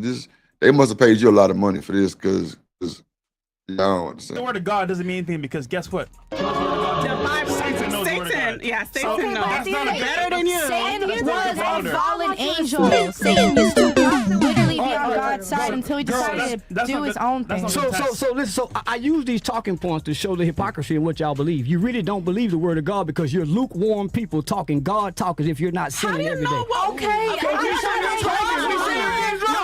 We sit here getting drunk. We cussing. We talking. They drunk, they cussing, they talking about all kind of shit, and they talking about Hebrews 4:16. She said, yeah, look up Hebrews 4:16. Lord and Jesus.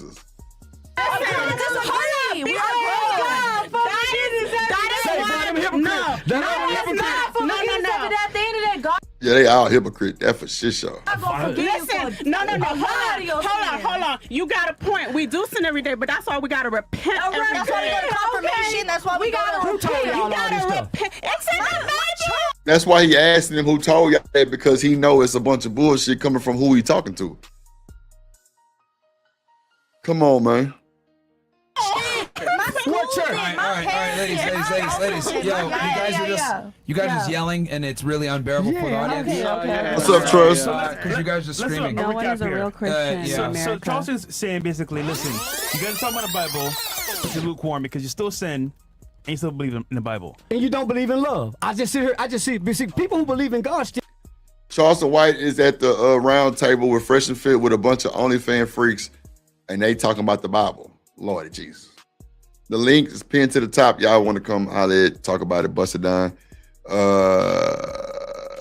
Donations are accepted. We got a 5-piece goal, at least $5 a piece on the Cash App, $ drip on the beat. After this year, we'll hang it up. But this is a pre-recorded also. I am recording this to bust it down and post it. So appreciate y'all. Still believe in love because love. I heard all y'all's opinion. You can't talk religion to me as if you really live in the Word of God, because you're not. So it counts out what you're saying. Because you sit on Even in God doesn't mean you're perfect. God spits out. It doesn't mean you're perfect. Charleston, you kind of hypocrite too right now, my guy. What up, though? Kojak 313, they're great in the building. Shout out to Kojak, Big Mod Gang Energy, Big Rich Gang Energy. Shout out to Kojak. Once upon a time, there was a moderator named Kojak the Great. He told mofos to get down or get put down. Drip Nation salute. Welcome to motherfucking Detroit, goddammit. Wonderful for you. Shit.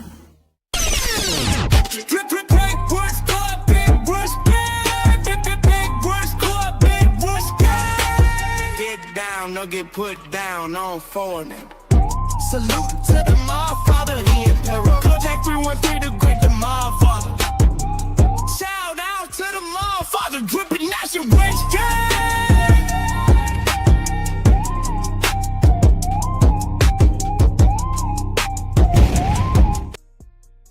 Shout out to Kojak 313 in the building. Oh, let me go.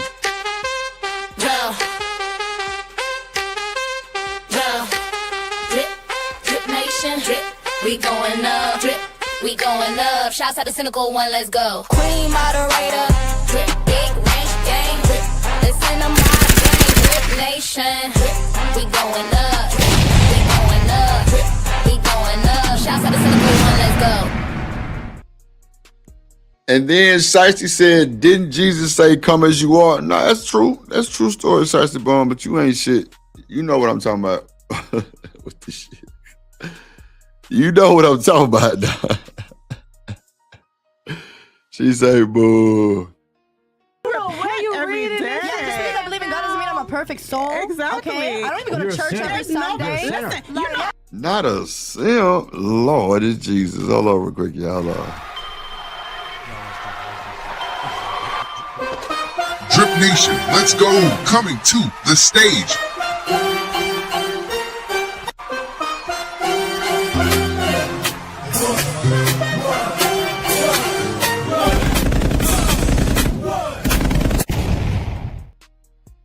Do Dirty in the building. OG Do Dirty in the building. What's good, my guy? It was good with your drip. We in this thing. You know how in this thing. Happy Sunday, my boy. What's going down? Man, see you up here doing your thing. I was on the highway. I say, man, when I get back to the house, I'm pulling up to the pen. Nah, for sure. Man, I don't know how long you been listening. What you think about Charleston White at the round table with a bunch of OnlyFans chicks talking about the Bible, bro? It's wild. You know what I'm talking about? Wow. That's some wild work. But, you know, Charleston got a little bit of values in him, bro. What's good with your coach? Yeah, he you know what I'm saying? He was his mom and them, you know what I'm saying, raised him right. He just went down a different path. So some of the stuff that he might be saying might be spit, he might be spitting spit, but you know, it's too jiddly quick. You know what I'm saying? That nigga, it got meaning to it. I mean, especially comparing himself to somebody who don't have the same type of moral stance that he got. These chicks up here, you know what I'm saying? They moral stances, they bred, you know what I'm saying? They not looking at the totality of what they doing. So he might have some points. I ain't seen it yet. So, you know, I'm willing to lock in, you know what I'm saying? Tune in and see what pops. So, JD? So what you think about the other video with the ice shit? You think she brought that on herself? Seeing all the spoon videos that he sent me and like all the angles and everything, like she was janky, bro. Yeah, she was on some bullshit, bro. I mean, like I said, you can't use a vehicle, bro, in any type of capacity. You know what I'm saying? Right. I looked at it. You know what I'm saying? I seen the wheels cut. I seen all that shit. You know what I'm saying? But that still don't stop that dude, bro, from still putting iron to you when he feeling in threat. You know what I'm saying? Life and danger. Yeah. And he already you can hear it. You can hear it on the thing. He was like, oh. So that's gonna definitely show. Like, didn't sound like it was a little impact. Maybe he might have fell into the car or some shit. But he definitely popped the ass. And you know, her gay girlfriend was like, "Drive, baby."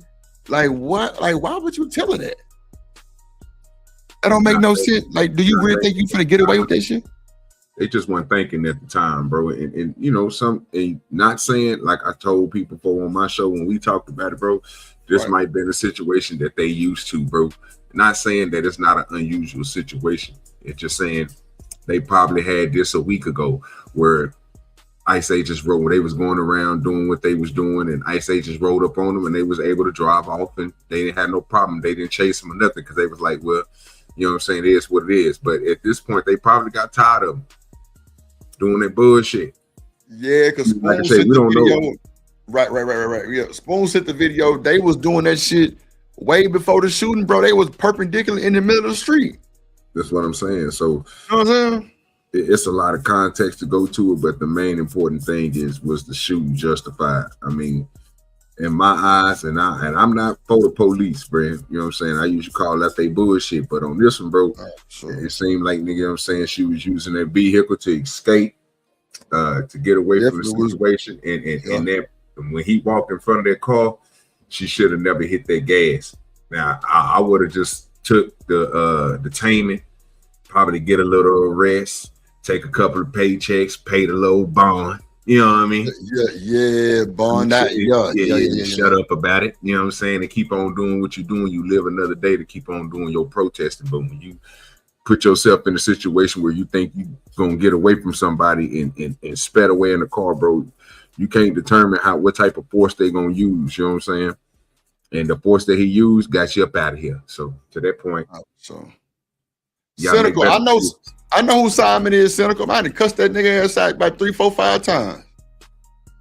He tried to come over here and said that I took his gal and all kind of shit. Nah, I know who Simon is. I've seen Simon Campbell before. I know who Simon is, Cynical. He don't want no smoke or drip. I'm talking about, I got dead on his ass. Pause. Dead on his funk ass. Yeah, I got dead on his ass. Come over here with all that old crazy shit, trying to. I remember that nigga cussed Genesis ass out on my channel. I must have hung him like a hog. I ain't lying. I'm talking about upside down on his neck. Then he came over here talking about, I took his gal, piece of my mind, and all kind of crazy shit. I'm like, bro, you wild. You don't get your funk ass on from over here, bro. Like, hell nah. Hold on real quick. Let me bring my motherfucking dog up here. I got both my niggas up here. Put your hands together for my motherfucking friend.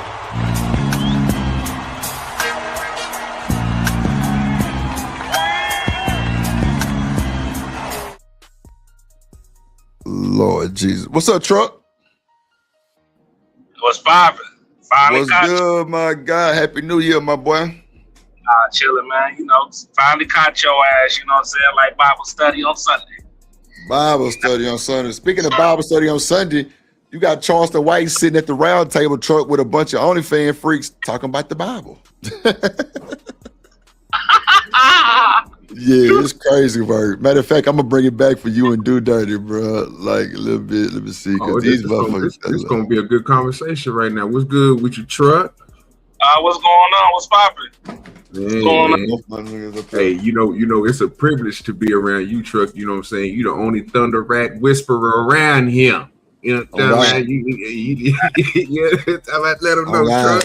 He been whispering. Let him know about them thunder rats. You know what I'm saying? Shit. Truck know about it. You know what I'm saying? Oh, nah, bro, let me tell you something. Trucker Yale was one of the first intros, and I didn't even know it was an intro. and it was one of them Thundercat dudes with a big Slayer knife, and it was Thunder Rats. Yes, sir. Like no bullshit. Thundercats. Oh, nigga, you know it. Truck, no, he was the first. I didn't even know I was gonna be doing intros. I ain't gonna even hold you. Truck of the Year and Coach Ferg. That was crazy work. But now Truck had the 18-wheeler behind him. Big Thunder Slayer on that boy doing this with the goddamn knife do dirty. And it said Thunder. No, I think it said Thunder Scratch or Thunder Rats. One of the two. It was crazy though. Rats. Yeah, it said Thunder Rats. Yeah, that's still funny as hell. Oh, here goes Shiesty say Truck is bitter. Man, why? Man, Truck ain't bitter. Truck chilling. Hey. It's lit. I love you too, Shiesty. I love you too. I love you too. I appreciate crazy. Go ahead, Truck. Hey, I mean, listen, Thunder Rats bitter all the time, so hey, it is what it is.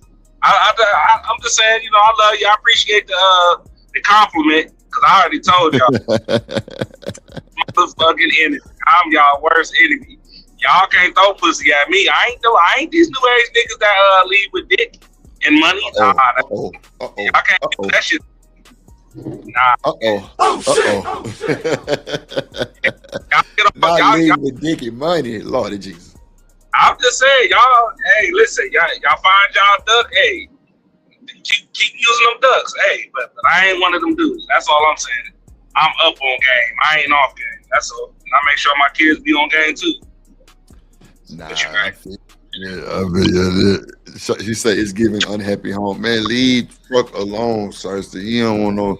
He ain't bothering you, bro. Truck got a happy home, Shiesty. Y'all would want to give Truck his props since he didn't got.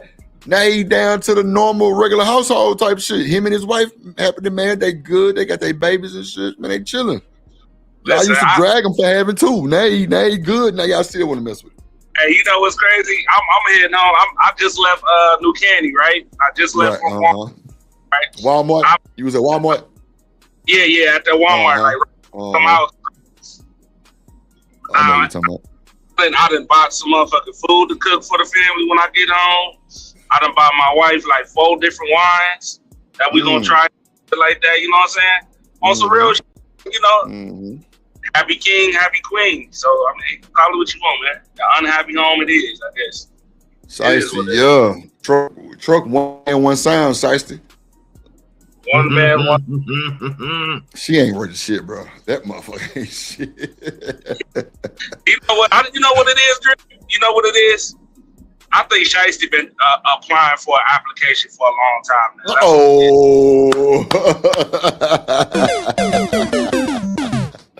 I think she been applying for an application for a while now. So you know how that go. I love you though, Shiesty. She funny as hell. Give her that. Funny as hell, bro. Kojak ain't shit neither.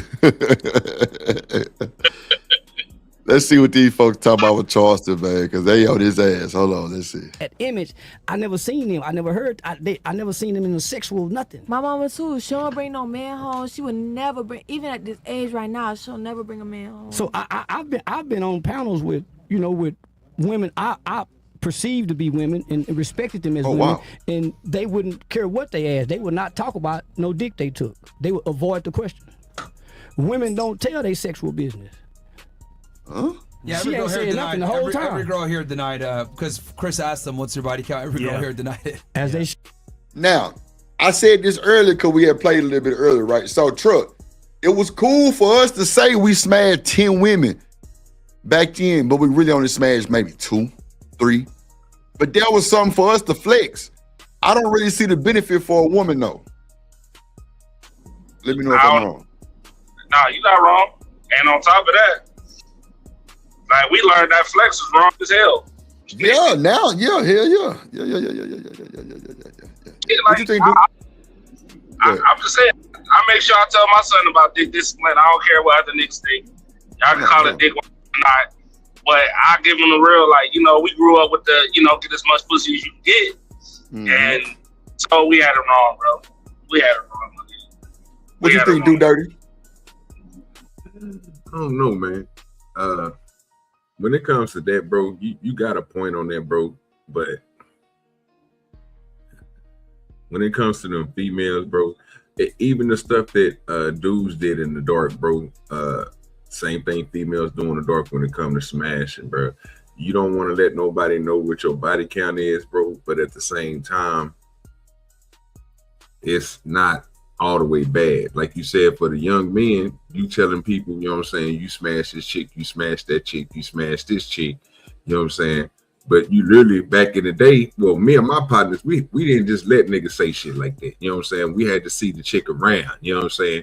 We knew you was smashing, bro, because you know what I'm saying? You brought her over to a nigga house and you let me use your room real quick. You know what I'm saying? Come on, man. So you know what a nigga was up to now. And that goes for the females in the same. I just think people don't like to put out their dirt, bro. I mean, so to your point, Drip, yes, people will say that, man, I was out here doing all this. But nigga, you really was only, like Drip said, you was only smashing 2 people, man. And for the chicks, they'll be like, you know what I'm saying? Oh no, I ain't had no man penetrate me, but then nigga, you didn't went over there and sucked off about 7-8 niggas and smashed them. You know what I'm saying? Like, come on, man. Like, if people lie about their shit, bro. So I don't trust none of these motherfuckers up here. I'm gonna be honest with you. I don't believe nothing they say. Yeah, I'm totally with you. Hey, you know what that's called? We call that shit lying on your dick. That's what we call it. You feel me? And yeah, you don't get no shit. You feel me? And yeah, I there was a big, when I was Mifflin High School. I went to Mifflin High School, and it was like a big ass situation. I can't even. I think it hit the news. What niggas were recording a chick downstairs sucking like 8 or 9 different niggas' dicks.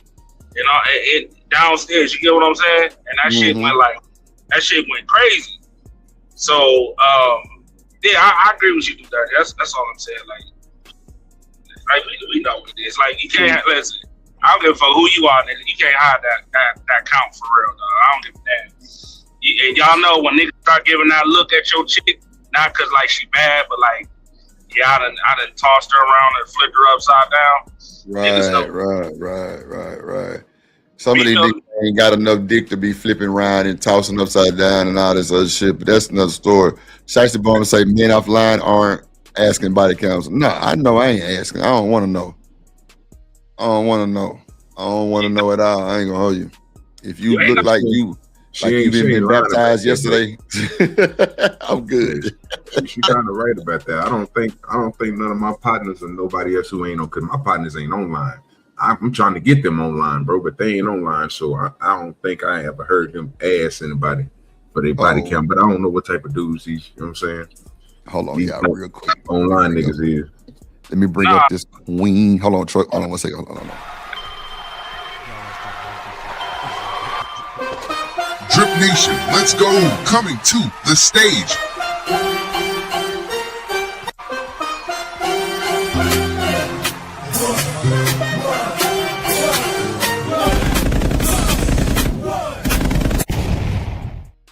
How you doing, Miss Toya? In the building. Hey, boo, hey. Hello. You know, I had to get up here because you was preaching a minute ago. You said they ain't got enough to be doing none of that flipping and throwing upside down. And I just had to come up here and give you your 10s because that is so true. Lord they be the ones Jesus. talking the most. They be the ones talking the most. And it's like, wait, but what was that? Where was I? Who did what? Yeah, man. I done heard them stories too where girls was like, yeah, he did, but he ain't do all the stuff he was talking about though. I'm like, Lord, have mercy, Jesus.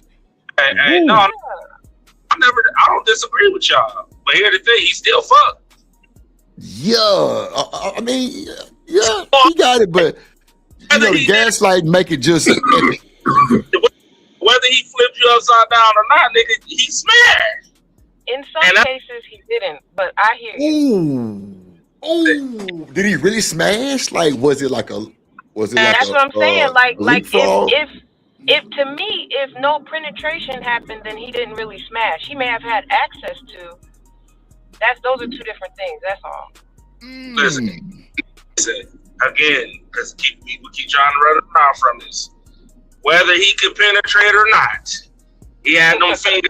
Lips all up in that pussy and ass and the whole 9 yards. But he smashed at the end of the day. What up, Living? I see you. He say, who cares The man going, what you say, right, Trucker? If he still hit, who cares? She still let the man go inside. Nah, Right. I feel you. Yeah, but see, Truck, this thing, like, I agree with you and I agree with Toya too, because like a lot of the gaslighting be the reason why they give that energy too, though. No, I agree. Listen, Okay. You know, like niggas don't be claiming some of the chicks that, bro, man, it was just a rough night, dog. I just had to, you know what I'm saying? Like, we know what it is. So I can't really argue with the women on that, right? But I'm just saying, though, what that arch look like, you know, what your pussy look like when it poke out, you know what I'm saying? Poke out, Lord Jesus. Out, you know. Get up. They got that thing poking out. You hear me?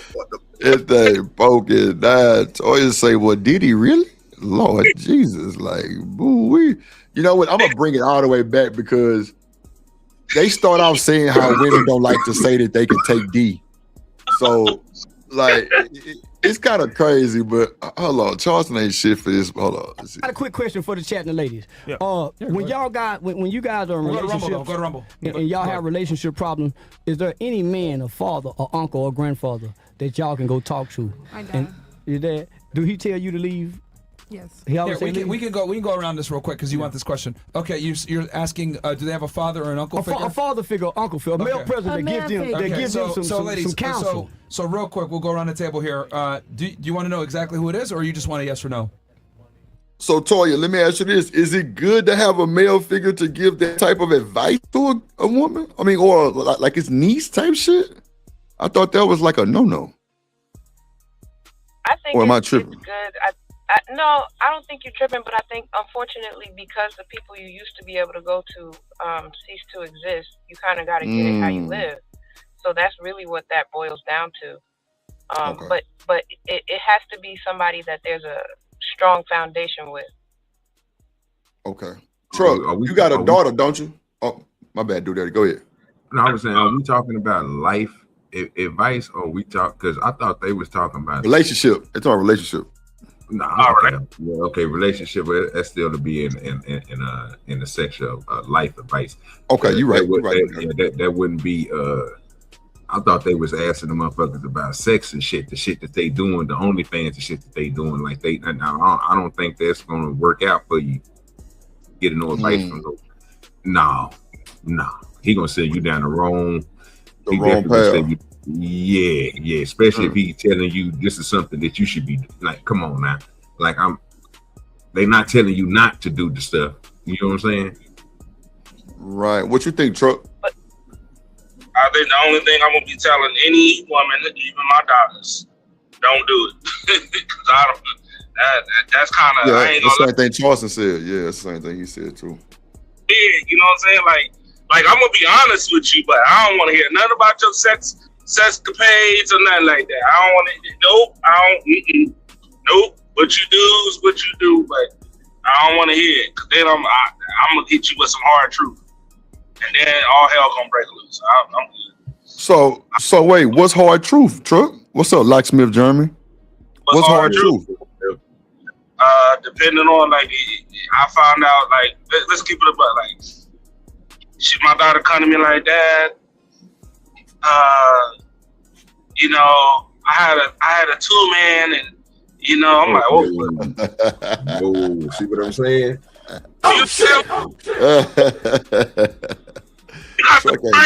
But why it can't be a threesome though? Why it gotta be a 2-man? A 2-man is wild.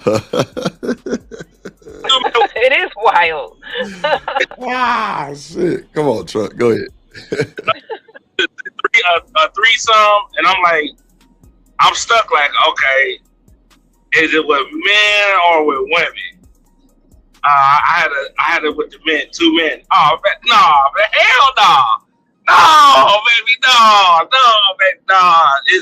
It's going. I ain't gonna lie. I'm gonna be like, oh shit, damn. But you can't show that emotion though. That's my point, Drip, and that's why I don't think that an uncle or a father should be talking to his daughter again about threesomes and that was sexual stuff. You know what I'm saying? Now, financial advice, Some of the worldly best advice. conversations I've had with my father. But go Oh ahead. wow! Wait a minute. I mean, listen. Can you explain that to us? If you don't, I mean, you don't have to give all the way details. Yeah, but no, give us I'm not saying that I've had a threesome and talked to my dad about it, but I have talked to my dad about sex and things that I've done sexually. And some of the best conversations we've had have been those conversations because I was able to be frank and honest. Now, I am in the unique situation that my father and I did not start to have a relationship until I was an adult. But I would say that made it easier for us to have those open-ended conversations where he could tell me about what's going on in his life and who he's, getting down with, and vice versa. But I think that's the point that I was trying to make earlier when Drip asked me the question initially, which is that you have to have that foundation no matter who the guy is. I think every woman needs to have that guy that she can talk to, whether he's a family member or a friend, that the foundation has already been laid where this person is not interested in you sexually, but they are interested in your well-being. So no topic is off limits. So listen, I don't disagree with that, right? Because the two men, that part I would probably look sideways. But as like actual crazy shit, like shit, me and your mama, boy, we used to fuck it up. You know what I'm saying? Like, nigga, bro, that type, bro. Drip, bro. I ain't even gonna hold you, nigga. My wife's grandmother, the first time I met her, nigga, her husband was talking cash shit. And she was like, man, shut up. You wasn't saying that shit when I was riding you in the barn. And that nigga he shut up, Drip. Not the barn, Lord Jesus. Just shut the fuck, bro. This is 80-year-old women and men, bro. They shut the F up. That nigga shut the fuck up. I ain't never do be so quiet. But it was funny. It just let me know that, that they was talking, you know what I'm saying? They was being honest about some shit. You know what I'm saying? So I could see to that point, but like there is a limit. I'm gonna just say it like that. There's a limit. There's a limit. So Living Humbly said, yeah, that sounds like some BS. Them male friends known to ruin relationships. So I actually say, what the fuck? Locksmith German say, why in the fuck would a father be okay with his daughter getting down with a threesome? I don't think it's the part of get down. I think it's maybe she feels some type of way that she did some shit, but you still gotta be that daddy role and not show emotion and give it a real. Like, some people got a cool relationship with their parents, some don't. Like, I don't think I can tell my mama. Well, I ain't gonna say. I'm gonna take that get back. the cool relationship, bro. Like I said, Right. and listening. I can't see her name. What's your name, sweetie? I can't see your name on her. Toya. Okay. Toya. Yeah, all right. So listening to what you were saying, Toya, I get what you were saying because you know what I'm saying. That can be included into sound advice. You see what I'm saying? Having that conversation. Right. You see what I'm saying? So I get that. My mind went to the worst, and I ain't gonna lie to you. I'm thinking of situations like, you know what I'm saying, you talking to not you, but you know what I'm saying, a female talking to her father, and you know what I'm saying, she promiscuous on the D sucking. You know what I'm saying? Like, she out here, she just sucking deep, and she telling this nigga everything. I mean, his head, he gonna know, like, damn, I got a young thought for a daughter. You know what I'm saying? And I would think that he would be giving her sound advice, like, no, don't keep on going out here sucking everybody off and effing everybody. You mess with one person and you find a person, you know what I'm saying? Like, that type of stuff. I wouldn't expect him to continue to exploit her nastiness. You know what I'm saying? Until Right, because where else is she supposed to go to get that straight? You know what I'm saying? Yeah. I can get what you're saying now. Okay.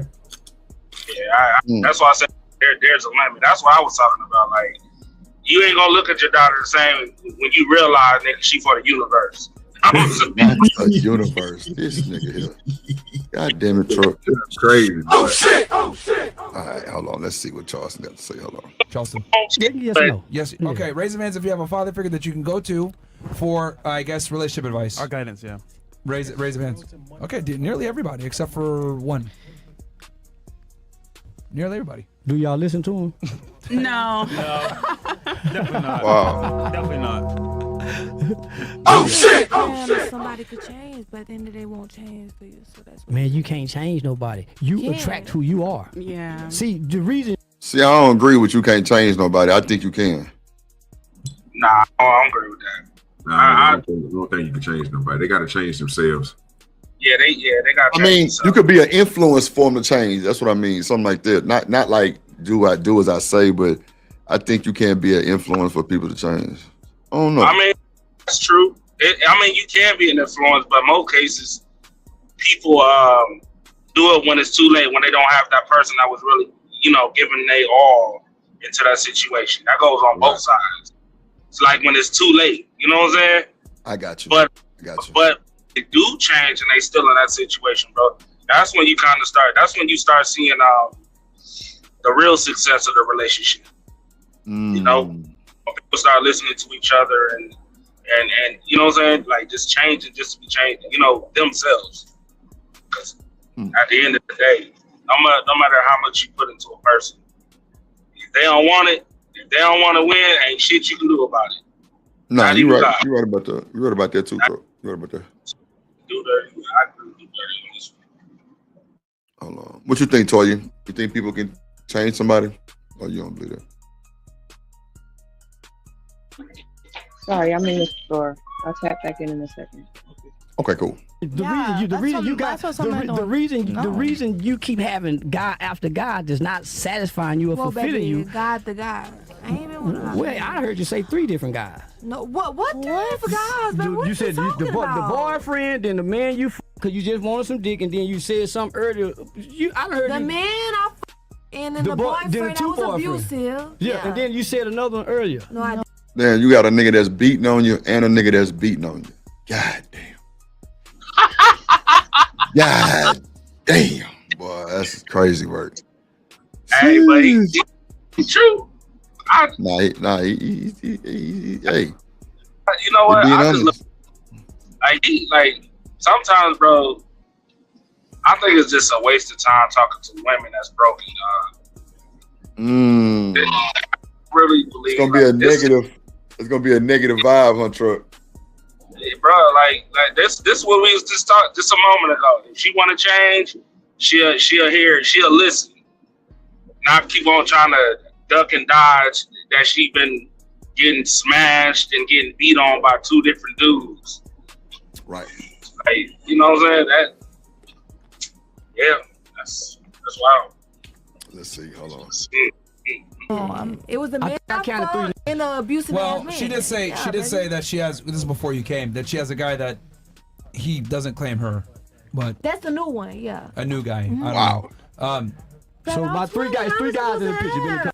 So you know the nigga don't claim you. Lord Jesus Christ, what the hell is going on? Conversation, right? One man. Yeah, man. But y'all, I hear y'all keep saying traditional. Traditionally, women was women in the streets, but freak in the sheets. So you never know how many men she had. The women before, I've never seen a man come out of my mother's bedroom, so I don't know. I don't know women get dick. I know hoes and do. I used to watch my auntie and them get that dick, but my mom and my What? You used to watch your auntie, Lord. My mom and them that claim to be ladies and women and projected that image. I never seen them. I never heard. I never seen them in a sexual nothing. My mama too. She don't bring no man home. She would never bring, even at this age right now, she'll never bring a man home. So I've been on panels with with women I perceived to be women and respected them as women, and they wouldn't care what they asked. They would not talk about no dick they took. They would avoid the question. Women don't tell their sexual business. Yeah, she ain't saying nothing the whole time. Every girl here denied, because Chris asked them, "What's your body count?" Every girl here denied it. As they should. Because if a nigga say 10, he might got 7. Yeah, so I just said that shit. Go ahead, Truck. You know what's crazy, dog? Yeah. When he was talking about young, I understood what he was saying. It sounds crazy, but like, shit, my mama shit. I used to watch niggas run in and out like a damn car machine. So I used to watch that shit all the time as a kid. So I understand what he was saying. But you know what's crazy about this though? I never seen my dad do that shit. I've never seen my dad have female, even though he could. And I've seen him. He could. I've only met 3 women my entire life from that man, bro. 3. Yeah, that's not a lot at all, really. Cool. If he was You know what I'm single like that, yeah, that's not a lie. Yeah, he was well, the last one he been with for 20 plus years. But even before that, like it's like, damn, like it's only been 2. Right. Mimi and Lisa, that's it. Mimi, Lisa, and Ida. You know what I'm saying? Them was the only 3, but I can remember Rob, I can remember Mr. Lee, Texas Lee, you know what I'm saying? I remember OB, I can remember Lorenzo, I can remember Chris, I can remember Calvin, Coach Calvin, but I can remember all the niggas that came, you know what I'm saying, that came through. So he's right. That boy said Texas Lee. Lord Jesus. Yeah, I know Texas Lee. Yeah, he used to drive this dark gray Camaro, like a 90 Camaro or 89 Camaro. It was gray with T-tops on it. He used to have his little Texas hat and his little Texas boots on. And he used to come through. He was a shit daddy. Damn. What's up, Ferg? So, that nigga say Ferg say you don't remember me making your Lunchable. Born in the 80s, crack baby. Ferg, hit the link. It's pinned to the top, broski. Hold bro, I remember nigga. Woo, bro. Oh shit, my bad. Oh man, that's crazy. Oh, Trey here? Yeah, Trey in the chat. Oh, so I'm Trey. Ferg, go ahead, Toya. What you finna say, sweetie? Nah, I said not the Lunchables. That was crazy. Yeah, that was nasty. Shout out to Texas Lee though. He held it down, I guess. Hey, listen. They all held it down, nigga. My Christmas used to be fantastic. Oh, I see. Oh, damn. Corey loves Hey, say, Truck, you got to be stopped. Why that nigga say his Christmas used to be fantastic. I'm keeping it real, nigga. Hey, I'm keeping it 100, bro. Damn, Trey, my bad, Papa. You definitely sit there, boy. I appreciate that cash out for Friday. Damn, Trey, my phone must ain't go off. My bad. Appreciate you, gang. Go ahead, Truck, my bad. Oh, no, I was saying, hey, do dirty. You been, I think you said you've been in Columbus, right? So you know about Ohio, right? Say that again. I couldn't hear you. I think you said you stayed in Columbus at one point, right? In the Columbus? Oh, no. Ohio? No. I go up there, bro, to go do business, bro. When they legalized marijuana up there, I went up there and tried to open up shop. Oh, I feel you. Yeah, so I travel up there all the time. I do like master grower classes and shit up there for facilities and shit. You know what I'm saying? Compliances and cleanup. Nah, I got you. Yeah, for sure. I thought you had stand up there. Nah, I was gonna say because like that's why we end up like even. I had to when I was a kid. My dad came and got me, picked me up, and took me to Columbus. And even then, like even when we was in the trenches, I've only met one woman from my father. But on my mama's side, nigga, I met them all. Even the niggas in Birmingham, I met them niggas too. Lord have mercy. Yeah, Trey, it's safe from Friday for $5. You talking about the one for $5? You say this shit sounds traumatic. It's crazy work. I ain't traumatic. It's just I grew up fast. That's all. I grew up real early. That's all. It's true. Yeah, it's probably the same one, Trey. It's probably the same one. I made it. My brother didn't make it though. He got mental issues, but I made it. So. I feel you. Let's get to it. It was for $5, Trey. You talking about that one? I got that one. Yeah. It's a common thing. That's what keeps us happy in relationship is lying to each other and telling each other a good enough lie to believe it. I love you, baby. That's what baby boy. Wait, can't you say that without lying? Because no, we can't say it without lying. Cause get what? If you come put that goddamn grease monkey on me, oh shit, baby, I love you. Oh. Back in the day, that was a thing to do because we thought we'd get the box faster. Am I lying? Man, don't be capping up here. Y'all don't do that. Y'all better not be capping. I tell you, yeah, girl, I love you. You love me. Shit. I go. Yeah. That love. What they call it today? I guess. Love bomb or some shit. I mean that shit. Yeah, niggas used to do that a lot. Man. I ain't gonna. Man. That was like a cheat code, like a cheat move. Oh, now you have ones to be like, bro, you should have. Why would you do that, bro? Why? I just wanted to get the pussy here. So Toya, have you been love bombed and you believed it? You know what's crazy? I got accused of doing that recently. Oh Lord, you telling these niggas you love them, Toya? Said recently? Not at all. I never even said that. Oh, okay. That's what was crazy about it. But I took that seriously because I'm like, yo, if that's how you feel, we need to have a conversation. I know things didn't end up how we thought they would and whatever, like, but it was part of the conversation that I had because I was like, you know, I don't think this is going any place. I like you, but not like that. You know what I'm saying? Like, and to me, I think it's a hard line to toe when you have to tell somebody that after you've been talking for a while and get to know one another.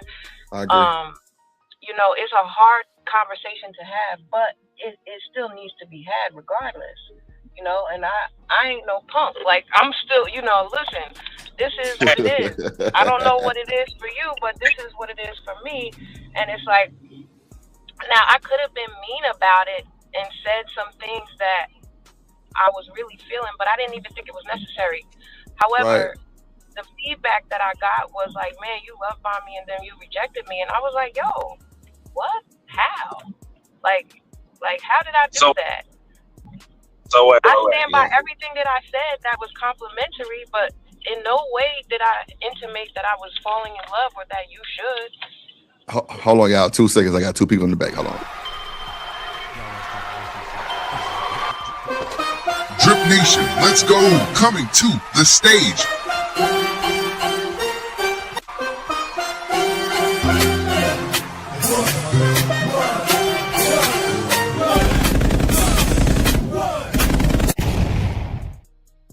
Born in the 80s, crack baby. Trey in the building, born in the 80s. Born in the 80s, crack baby. What's going on, Ferg? What's up, Trey? What it is? What's up, man? What's going down on this good Sunday? How y'all feeling? Man, I'm feeling good, man. How y'all feeling, man? How everybody doing? I'm heading home. Excellent. I'm heading home to drink some wine with the wife. That's what I'm talking about, man. That's what I'm talking about, man. I'm in this zone. I'm in this zone. Super sweaty. You feel what I'm saying? I got the heat on the hundo. Yeah, you sound like you sick. I got the heat on the hundo. I started getting sick on Friday. I can breathe out of both of my nostrils by the day. I'm gonna go to work tomorrow and be fresh. You feel what I'm saying? Yeah. You need to get your orange juice. Get your orange juice. How the tight is. Yeah. What's up, Ferg? How you feeling, big dog? Shit, man. I feel good, man. Shit, I don't do shit all week, but wake up at 3 and talk shit for the rest of the day. But, you know, I hate that shit. I want to be like Ferg. I want my way like Ferg. You know what I'm saying? I want to be able to talk shit like that too, and relax and get paid. So Ferg, that was a question that came up, and you know, Toya, you know, she'll tell you she ain't no punk. She gonna stand on business. She gonna keep it a trio, right? Now she said her situation is unique because she didn't really get to meet her father until she was an adult, right? So it was some shit came up on the screen on this podcast we're watching that was saying like women talking to their fathers about sex.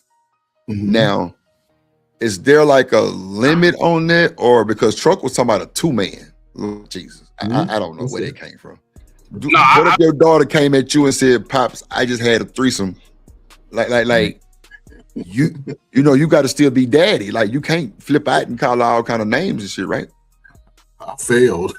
If my child come to me and say, "Yeah, a threesome," I failed. I failed. But again, I salute to the sister, right? That the fact that she even wanted to make that connection, but you know, I think that could actually change the trajectory of a lot of people if they could connect to that father. Because you hear one side, mama go tell you daddy ain't shit, he left you, she gonna say all that shit. Right. But then you got to talk to the father, because sometimes you wonder why you got your slow gene from. You didn't get it from your daddy, you got it from your mama. But sometimes it just, if he's a solid guy, like I said, this is not new, man. This has happened. No, for sure. But it's important to get know both sides, because you can have a health issue, and it could be a lot. But just back to, your daughter come to you, I failed as a parent. Meaning she didn't have nothing. That she didn't have my leadership. Shouldn't have happened from the jump. Yeah. Yeah, but that's the thing.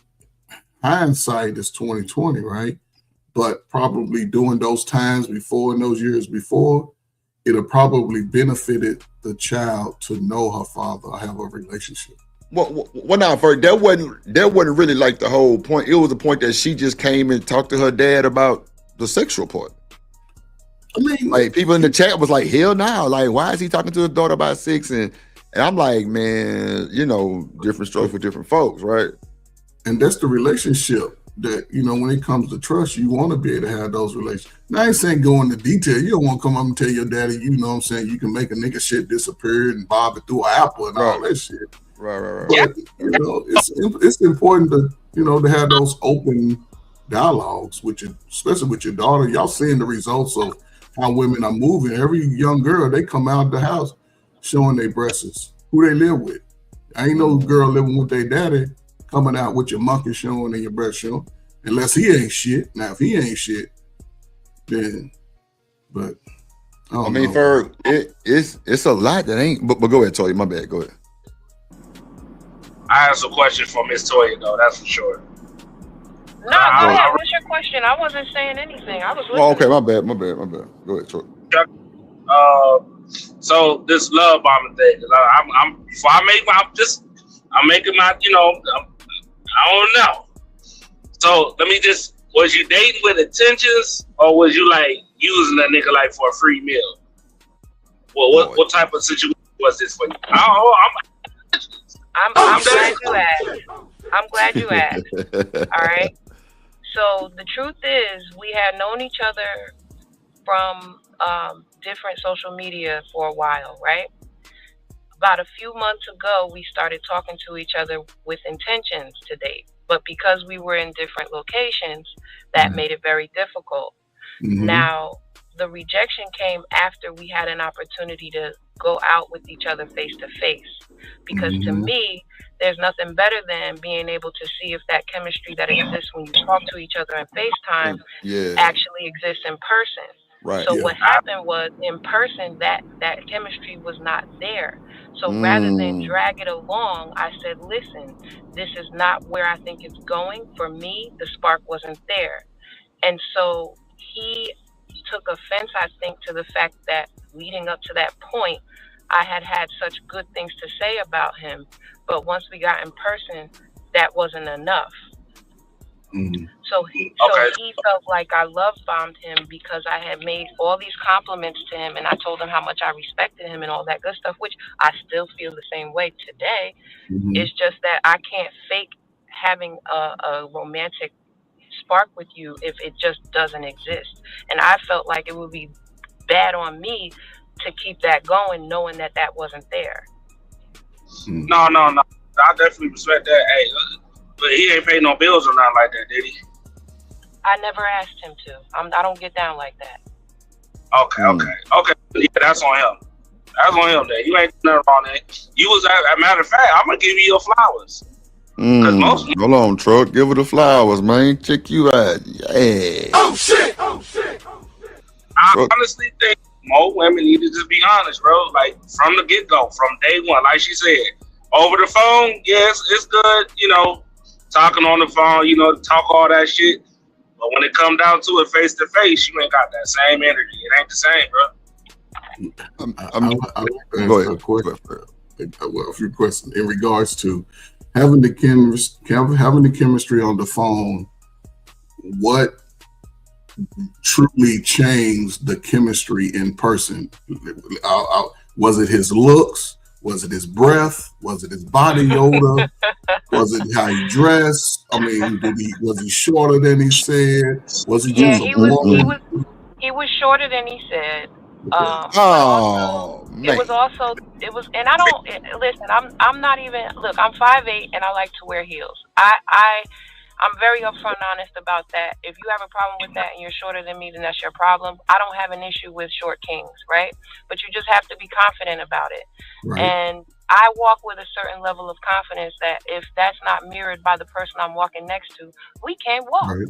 Come on, Toya. So it was not just that, but it was also the fact that the level of confidence that I needed him to have, he just didn't seem to have. And this is no knock to him. I think it's more so just the fact that he needed a little bit more life experience.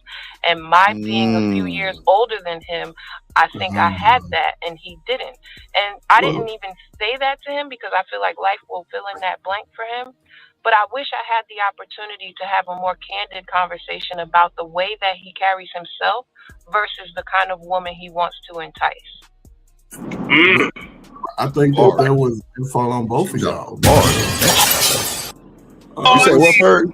It fall on both of them because, again, being an older, I don't know, just she was older than him, right? So there's certain qualities that he may not be equipped with as of today, but when he gets So you think she should have stayed around for the come up? No. Listen, I think a long distance relationship will work because there was a conversation last night. If we meet and we have at some point, say 6 months down the road, I'm moving to your local area, then I think it'll work. But over the long haul, if people not trying to be in the same space, it ain't gonna work. Especially if she got the confidence and she coming outside with her 6-inch heels on and showing her size 10 feet. And she's getting hit. They 4 inches. They 4 inches. I'm not trying to do it that much. He tried to shade you a little bit. I ain't gonna hold you. He tried to play with you a little bit. He did. But I'm just saying though, she's confident, and guys recognize confidence when she's outside. It's just what it is. Whether they older or younger, they feel like, oh man, yeah. And they might not have the confidence.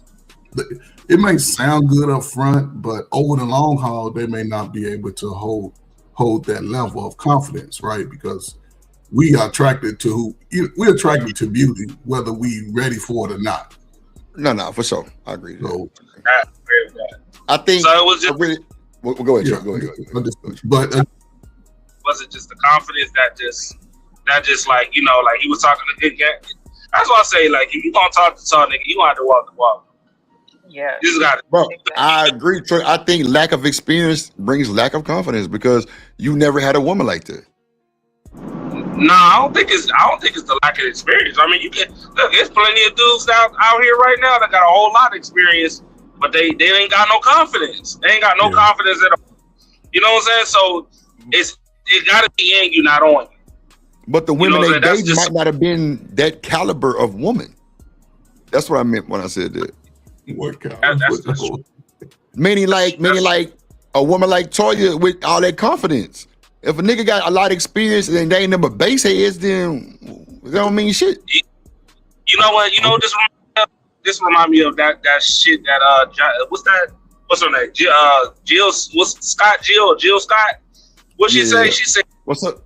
Hold on, Truck. 1 second. Hold on, Truck. 1 second. What's up, Tierney? Yeah, Trucker, shut up. The queen is here. The queen is here. Oh my God. What's up, baby? How you doing on this Sunday? What's up? Good, King. Cool. We got Miss Toya, we got Truck, we got Coach Ferg, Trey, OG Do Dirty, and myself. Yeah, we talking about different love bomb situations, and Toya just saying that she met a guy online, and she talking to him online, he had all the confidence in the world, but when they met, it wasn't like that. So she had to break it off and stuff like that. Sound like he hit her with the Uno reverse card. Oh, I'm gonna tell you where he on. First off, he started off with a lie. You should have gave her the real height. If you confident, you ain't got to lie. Oh yeah, he did lie. Yeah, because he wasn't as tall as he said he was. Ah, come on, man. So you I'm can't just do that, bro, and expect to have a good situation. Nigga, she 5'8" and like the way he is, and you come through 5'6", talking about you come on, bro. Women hate liars, bro. I'm 5'6". I always say I'm 5'7" though. What's wrong with that? Nigga. You give your basketball height, you know, in basketball, they give you another. What you think about that, Tierney? What you think about the niggas lying and you meet them in person and like it's gonna automatically be negative? I'm sorry, bro. That's what I think. It's embarrassing. You gotta lie. Come on, there you go. Thank you. Embarrassing. I don't disagree at all. I agree. Thank you. 100%. That shit was funny. I ain't gonna lie. Especially if you intended to meet this person. Come on, bro. Talking about you think she just gonna let that shit ride? Right. I did it. Like, let me just ask, Miss Toya, when you first walked in and saw him and you saw the height, what was your first instinct? Honestly. Honestly, I was just like, all right, let's see how this goes. Because you know, you clock it originally, you know, like initially as soon as you lay eyes on each other, especially if somebody leans in for a hug, you can see if we're looking at each other eye to eye. I purposely wore flats, so it's like something about this isn't right. Oh, damn! When you saw him, what was he? Okay, let's talk about the attire. When you showed up, what did you have on? I had on a cropped hoodie and some cargo pants. Okay, so what was he dressed like? He had on jeans and a t-shirt. He had on tight jeans and a little t-shirt. They weren't even tight jeans. They were like dad jeans. So Coach Ferg, funny as hell. Wait a minute. Wait. Ferg, you ain't shit, right? In a second, you said dad jeans. Yeah, he know what it means. Coach Ferg cooking with that. Go ahead, Ferg. No, I'm just saying. With the t-shirt, was it a t-shirt over a t-shirt or just a little t-shirt? No, it was like a graphic t-shirt. And in his defense, he was traveling, and I had just come from work, took off the pants that I had for work, and put on the cargo pants to go pick him up. So, you had to go pick him up. Oh, pick him up? Wait a minute. We didn't hear all that. Yeah. Somebody flew him out. Man, what you talking about? She flew him out. I didn't fly him out. He flew himself out. Okay, well, okay. Yeah, but he didn't take the time to dress up for you. He just looking for something quick. So right. No, they had a relationship. They had established a relationship already over the phone, right? Nah, they just talking over the phone. Look, y'all know when a man is serious. Come on, if we in two different states, we gotta use our resources. Right. A man in a relationship with nothing he can't touch. Let's just be real. If he Tierney, they met. That's what she's saying. They met up and she had to go pick him up, and she was saying that he would just dress regular because he was traveling. That's understandable. You know what I'm saying? So, okay. That's understandable, do dirty. That's understandable, right? I'm with you. But we know we finna meet somebody, bro. I don't give a damn. Hey, bro, let me tell you something. When my daddy was driving out of time to go because like he had to go do like the army stuff, and you know he had to go out there for like some time, bro. Every time he left, he wore fresh dinner, a bit button down jeans, stepping. You're talking a different time frame. You're talking a different era, different time. Bird, if I meet somebody now, bro, it's a reason why they call me Drip, bro. I'm stepping. I ain't gonna lie to you. I put that shit on. But what I'm saying is, are you gonna travel? Yes. You know, most people don't travel on a plane in their suits. Bird, I'm not wearing no goddamn suit. I'm coming fresh in my own lane. I ain't got to put no suit on to impress. But if he's at a hotel, that's a time for him to sort of get to the room, throw on his little, let's go meet up with this sister. Because that's what I'm saying. Like, but if he just like, it's t-shirt to work. I'm with you, Ferg. That's what I'm saying. Like, bro, come on, bro. You knew he was young. Now, you know, cropped hoodie and cargo for a woman is sexy. Bro, that's what I'm saying. It's crazy because it's like, nigga, like if you serious, like I gotta agree with Terry. Niggas know when somebody is with attention, bro. Or if you're serious with or you trying to be serious with right? A nigga is gonna go out his way to be clean cut. Thank you. He gonna have his hair cut, beard trim, smelling. He gonna be fresh out. No matter what, even if she picked you up. Now, if she picked you up and you had that on, can I go get dressed? Right. Bro, there's been times on some real shit. Like I went on dates, bro, and I'm like, shit, she like, I done spent $300-400. What? Nigga, I would have dated your ass. You gonna spend $300-400? Let's go eat. That was crazy. Shit. All right. No, but for real, like that's something like if he look, a man is interested by how much effort he put in. So if he beating up with Halle Berry, trust and believe he gonna want to Halle, I get off at 7, but give me until 9 o'clock so I get dressed up. Versus, okay, sure, I get off the road right quick, I'll meet up with you. That's just a quick meetup. Versus, now I took the time to invest in someone. You know, as you get older, you get to learn a man's language like I have. You know. No, I mean that's true too, right? But again, she said. Oh, so well, first of all, I just like to know the guy's age at that time. Okay, yeah. Go ahead, Toya. 36. Okay, so he's still playing baby games. He's still playing because again, he may not. Again, it comes down to he may not. Again, I agree. If I'm flying in, I get to the hotel, then I should have taken the love. I should have put in the effort to say, let me go ahead and get out of these little traveling clothes. So when she come, I'm smelling good, I'm clean, I got my fresh little outfit. Right. But again, when you go and date younger, you get what you get. 36 ain't young. Now I understand you might be older than 36, but 36 is not young. But a woman close to 40, she's gonna come mature every time, unless she's just wild as hell. So you saying Toya's confidence was just too much for the little young nigga? It might have been. Oh, when he saw her. Nah, that nigga, no. Let's just call it what it is. That nigga was on some duck shit at the end of the day. Right. Now they had been talking for how long y'all talk before y'all met? Right. That don't mean nothing, though. You know, come on, y'all. Come on, stop. I'm not gonna let y'all do this for old girl. Just because you're talking to her for a couple of months, don't mean you're taking her serious. That's what I'm saying. I mean, then it was online too, so I kind of see what you're doing. Here's the thing. Here's what I will say. In that closing conversation, he did say that he had every intention on making it official with me. But because I rejected him, obviously that wasn't on the table. But I think he did take it seriously, just like I did too. We had serious intentions. We, whatever. Right. But again, I can't make up for what wasn't there in the flesh. And I can't pretend. So that's really what it boils down to. Yeah, he didn't have that sex appeal. He didn't have that sex appeal when you saw him in person. That's what it came down to. No. Did you say do dirty? No legs. You don't need sex appeal. A woman ain't go talk to you if she ain't attracted to you. Nah, I don't agree. The lamest looking niggas. If he can make you laugh, he in the game.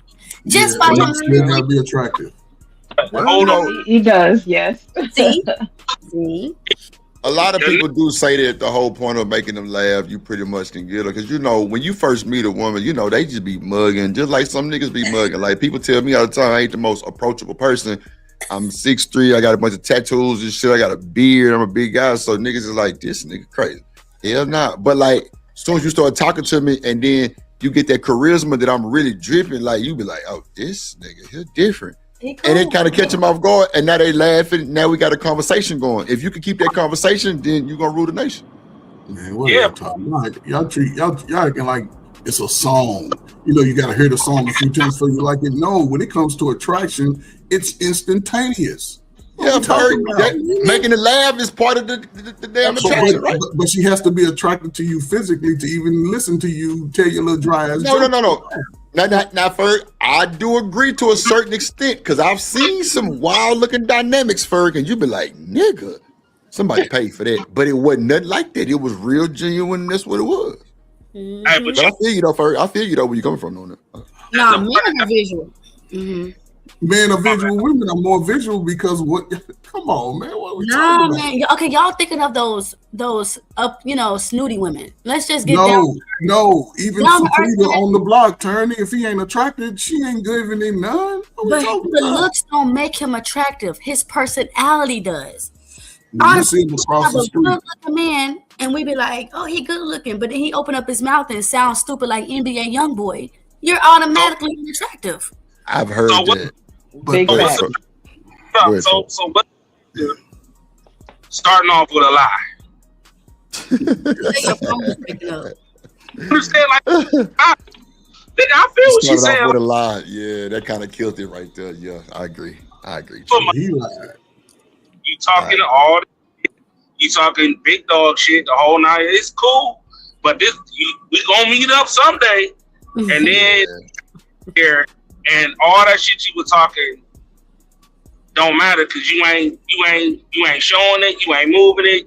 You already a lie, and now I'm looking at you sideways, bro. That's like Drip. Like if you was like, yo, I'm 6'3", such and such, right? And she like, oh well, I'm 5'8", and I'm like 145, 1. You like, all right, cool. And then you meet her, and she like 5'8", but she like 345 pounds. Nigga, you gonna be like, what the hell is going on? Immediate, it's gonna be like you lied to me. So, but see, Truck. This is the point of the story, right?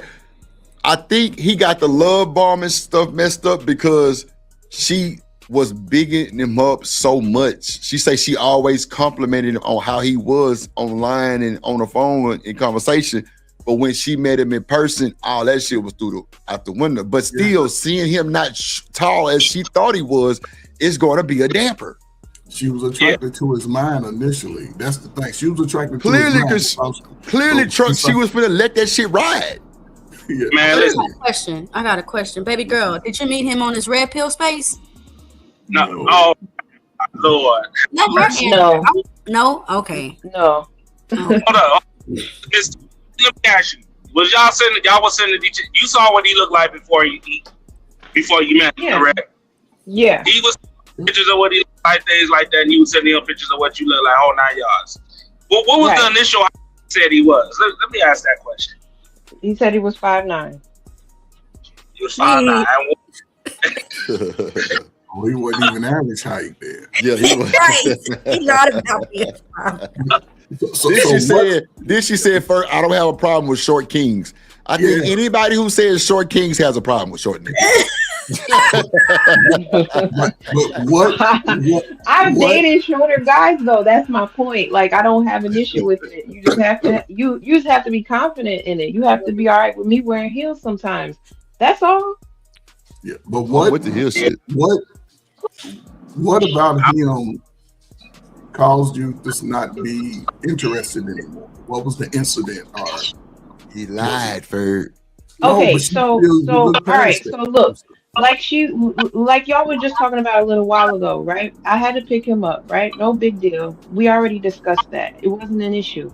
I thought that from there we were gonna go to dinner, but because he didn't feed himself throughout that day, he was hungry by the time I got to him. So me being the person that I am, I went and picked up dinner so that we could eat when we got to the hotel, right? Like, here you go. Here goes the food so that you could be all right. And then maybe we'll try again tomorrow. So I wasn't even charging him up about the way he looked when I picked him up. And, he had been traveling. So obviously he's not going to look his best necessarily. And then he's probably cranky because he hasn't eaten, right? So I'm the type of person that I'm trying to, hedge everything that I can in terms of making this go as smoothly as possible. You did the traveling, so let me do a little bit of heavy lifting, right? Right. So, okay, Toya. No, that's real shit right there. Up your shit, Toya. Up your shit. But that's just to tell you guys the intention was not just on some, I'm trying to meet you to smash. This was, I'm trying to meet you so we can see where this is going, and the effort have been put in on both parts. Right. No, I disagree. No, because let me tell you something, baby girl. The way you want your relationship is the way you started off. And the way you started off was pretty much saying, I'm going to provide for you. He could have cashed out you some money. He could have made sure he brought in. Oh, hell no. Tyranny. Hell no. Nope. Y'all get off the I got your back. The way you started off is the way you're going to continue it. That's how men are. Tyranny. The man clearly had a job. He was traveling. She was just trying to pick up the slack of him. No, now I ain't gonna lie. The red flag was being cranky. Wait. Hold on, wait. The red flag for me was him being cranky. First of all, you're a grown ass nigga. Why didn't you feed yourself, sir? Like to me, that's a problem. I was thinking all of that. Okay. But this is why I'm trying to tell y'all. Like, it wasn't like an instantaneous. Oh hell no! It was a culmination of things that happened. Right, gotcha. That made me be like, you know what, this. And then by the time we got to the let's go out and eat, how he carried himself through that ordeal, and then when we went to hug, I felt like I was hugging my little cousin. Like, yo, this is, I can't mix it up. How you like short guys, but you hugging this? I told you, Ferg. Anybody say short kings? Bullshit. You see what Drip was right. Drip on the beat. Drip on the goddamn beat. I'm hugging my little cousin. Like, come on. God damn. Did you lean on his shoulder? Did you lean on the like? It did feel like she was hugging her little cousin because he ain't had no confidence to start with. So come on, bro. It was no. That's how I be sometimes. You be like, damn, like this damsel in distress. What's up, hustler, muscle?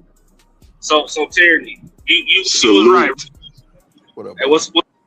So how you do start off your relationship, right? However you start, that you blew my mind with what you were saying.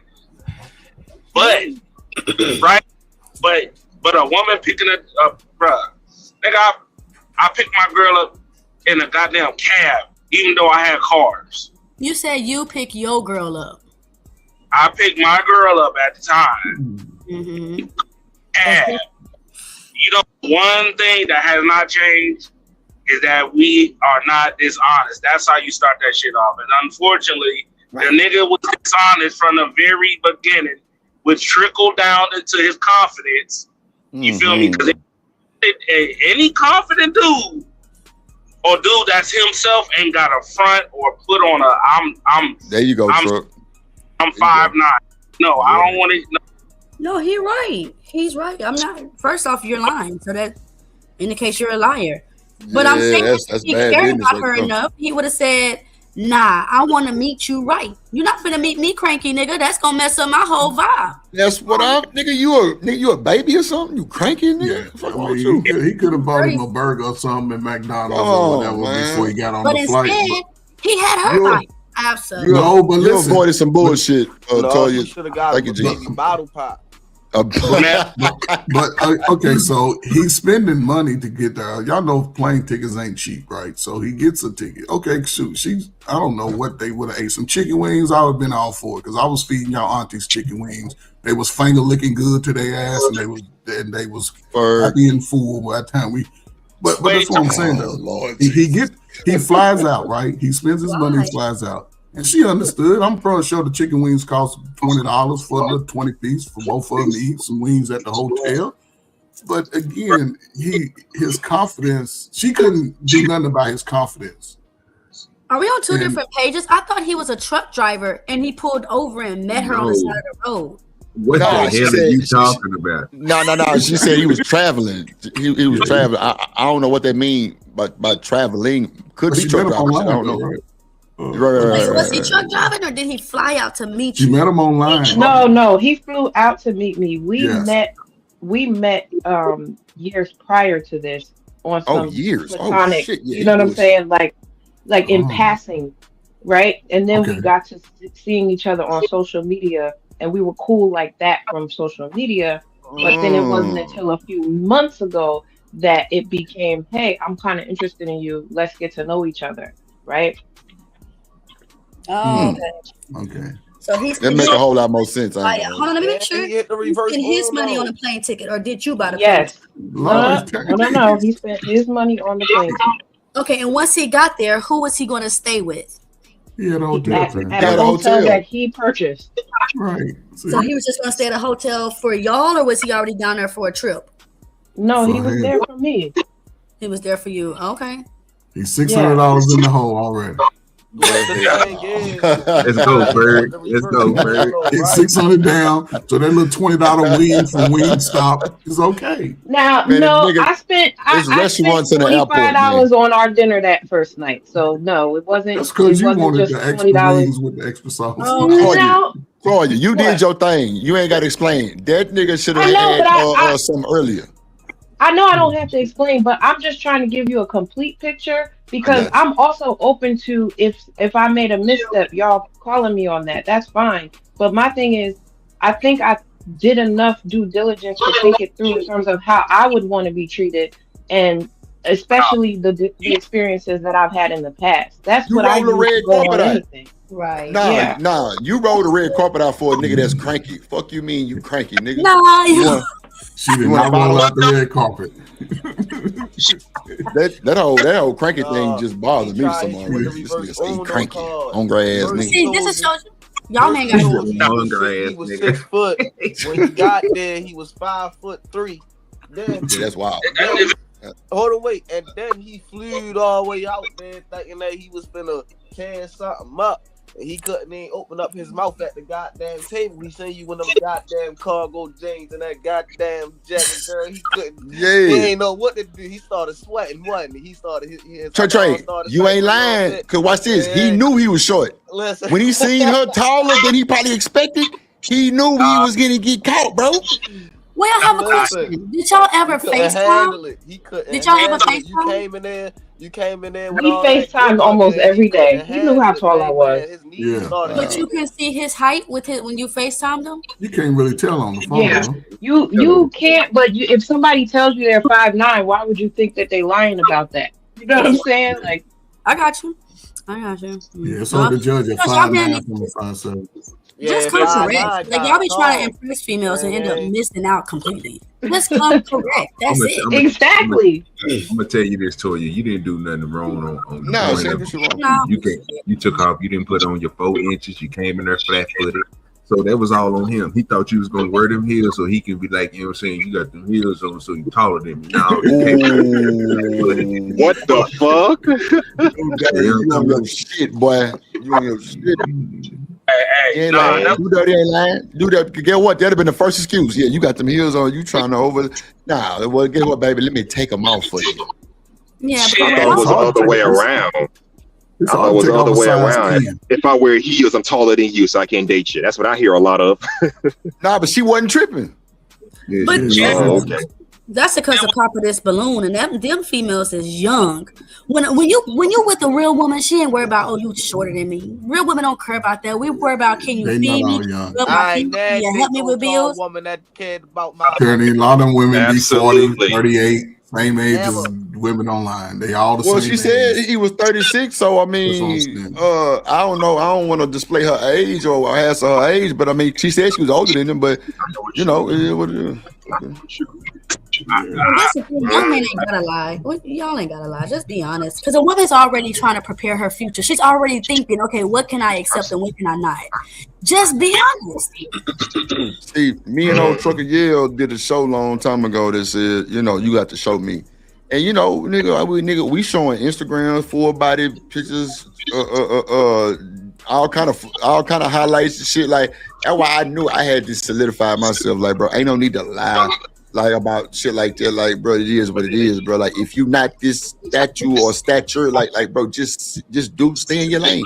Clearly, it's women like Toya that would have let that shit ride and kept it going if you would have had the confidence. Now, I ain't gonna lie, if you would have tried to grab me. I'm sorry, hug me, I would have picked your ass up. You got me fucked up. What you mean, nigga? Like confident. What? I would have put you back in that laughing state. Come on now. Yeah, come on. I ain't got time. Just ask the dude to take a picture of his calf muscle. If a nigga ain't got no calf muscle. Oh my God. Short. Shit, Little leg I barely got calf muscle. I barely got the calf muscle. Shit. little leg ass. Little leg ass. But you 5'7" too, so yeah. Little leg ass nigga. Hell nah. Shit. I do leg day every day. I do legs when I go to the gym once a week, and I still barely got calf muscle. So come on, everybody ain't the same. you go there. I mean, You I'm might just not saying be that able shit to sound handle crazy. 6'5", 10. I mean, I got calf muscles. I have calf muscles, but they're like smaller, medium calf muscles. Just saying. Gotta put some weights on them. Yeah, man, you gotta press on them weights. Bro, with you your ain't legs, going man. to the gym every day and ain't got no calf. That's wild. I said I go once a week, sir. I said once a week. That's exactly why you ain't got no calf muscles, nigga. You Right, Trey. Once a week is crazy, man. Crazy. Shout out to my guy Hustling Muscler, man. That nigga name is Hustler and Muscular. One time a week is crazy. You burning old food. You ain't burning all of it.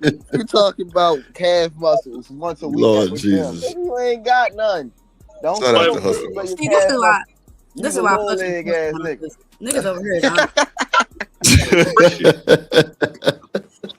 Ain't no reason to lie, Tierney. Like if a nigga lied on my panel, I'm gonna call that ass out, and I'm sure they gonna do the same with me. Fuck all that, like nigga. We gonna have a conversation. All that That's why I'm old being gaslight honest. shit. Fuck that. No, hustle and muscle. I You're mean, not to even being be- honest. Talk about hustle and muscle, but you in the gym once a week. Nah, Some of us are built like it. Well, here's the thing. I go to the gym once a week, but I exercise at home 5 days a week. For the rest of the week, I exercise at home. What you doing? Push ups and walking up and down the steps? Or you doing you doing a shovel? You taking the spoon and you getting the bowl and you shoveling. Nigga say shovel. What the fuck kind of shit I ain't is never that? heard of shovel. That's wild. I haven't either. Damn. That's wild. Shovel. Man, let's see what Charleston White got to say. So first of all, y'all, this is Charleston White on Fresh and Fit. I think 2 days ago. It's fresh content. He's on a round table with a bunch of OnlyFans models, and they finna start quoting the Bible. I'm lost. And I stopped it right here on purpose because everybody here now, I'm gonna play it. Y'all gonna hear this shit live and direct. Like Hold on, I want to say this. Mary Magdalene go ahead, believed in Jesus, so why OnlyFans can't believe in Jesus? Like, what? Come on now. Oh, wait. Jesus said, "Come as you are," right? And I respect it, right? So when I press play and they get to saying what they saying, Okay. y'all gonna be like, "Drip, stop it," and then we're gonna have another long conversation. Hold on, here we go. No, we gotta let it play. Because if the word of God is real and God is love, love don't cease. See, look, Tierney already with the R. See, you know what I'm saying? But she wanna did everybody believe in God? Yeah, okay. Love conquer. You're just a No. The Bible. I can't quote the Bible. I said Santa Claus. Listen, God is an Italian word, so let me say Allah. Let me say I'm not for God. I'm for Allah Allah. is definitely not God. All I know is my list. Hold on. See, hold on. So y'all do know Satanists have a right to practice their religion. Yeah, everyone has free will. So I can be an atheist, right? You can't say I'm wrong for being an atheist. No, you can't. Y'all don't know the word. With the Bible, you haven't quoted one scripture. You're quoting your opinion. Quote a scripture. Told you. Tell me what scripture. I said the women are the weaker Where can I find that in the Bible? Oh, damn. She said the women are the weaker vessel. Y'all agree or disagree? No, that's true, but that means physically. Okay. Yep. Physically, maybe, but everything else, yeah. They got that box. That If motherfucker box. that Johnson come and that money come, most of them That box giving powerful. into money in the No. Johnson. Oh my God. Lord Jesus. That thing can have a nigga stone cold crazy around this motherfucker. I ain't bullshitting shit. Talking about a weaker vessel. Ain't nothing weak about that thing if she put that thing on you. I'm just saying, like, I mean, I don't agree with that term, the women are weaker vessels. Like you say, physically, okay, yeah, we can say that, you know, but you got some bodybuilding ass women that are bench press more than these niggas. That's what I'm saying. Bench press Like, you third can't ass. say that, like, But, They have you no know, self-esteem. But also think of weaker vessel, like we're more caring, right? We're more nurturing. We give nurturing. a fucking- Okay. Yeah. Understood. So I mean, our vessel is a little weaker versus a man. Be like, See, even with y'all being nurturing and like holding babies, that just makes y'all so much powerful to me. How are they more nurturing? The boys are fluid. No, for real. Like, think about it, right? How are you more nurturing when the studies say that single fathers raise better children than single mothers? How you more nurturing? No, we're not finna listen to what the man says, right? I'm just saying. How are you more nurturing? How are you more nurturing You didn't when want to the fight study today. shows that men, you feel what I'm saying? Single men create more productive children than single women. Yes. How are you more Yes. nurturing? Yeah, and when you're able to show me that statistics, then I'll believe Right? you. That And just you sounds can like go a look at red any pill talking. sociology book that you can find right now, and they're going to show those stats. Yeah. It's in the books across What America. what you think, Toya, about that statement? The woman is a weaker vessel. What you think about that statement? It's a matter of our function. We are the input, you are the output. In order for us to take in, we have to be weaker. We have to be more malleable. There's a reason why we carry and birth the baby. So by design, we are. But I do think that it's comparing apples to oranges. So in some ways, we have to be stronger because that's what we are put here for. But we can't change the function of being the input versus you guys being the output. Hey, Drip. Hey, she cooking, dog. I agree with you. No, for sure. I ain't gonna hold you. I ain't in the Bible. I guess it's been rewritten so many times. It's hard to believe what. But I understand that there's a God, and the one thing people like to do is lie on these Bibles and make up new scriptures out of the woodwork.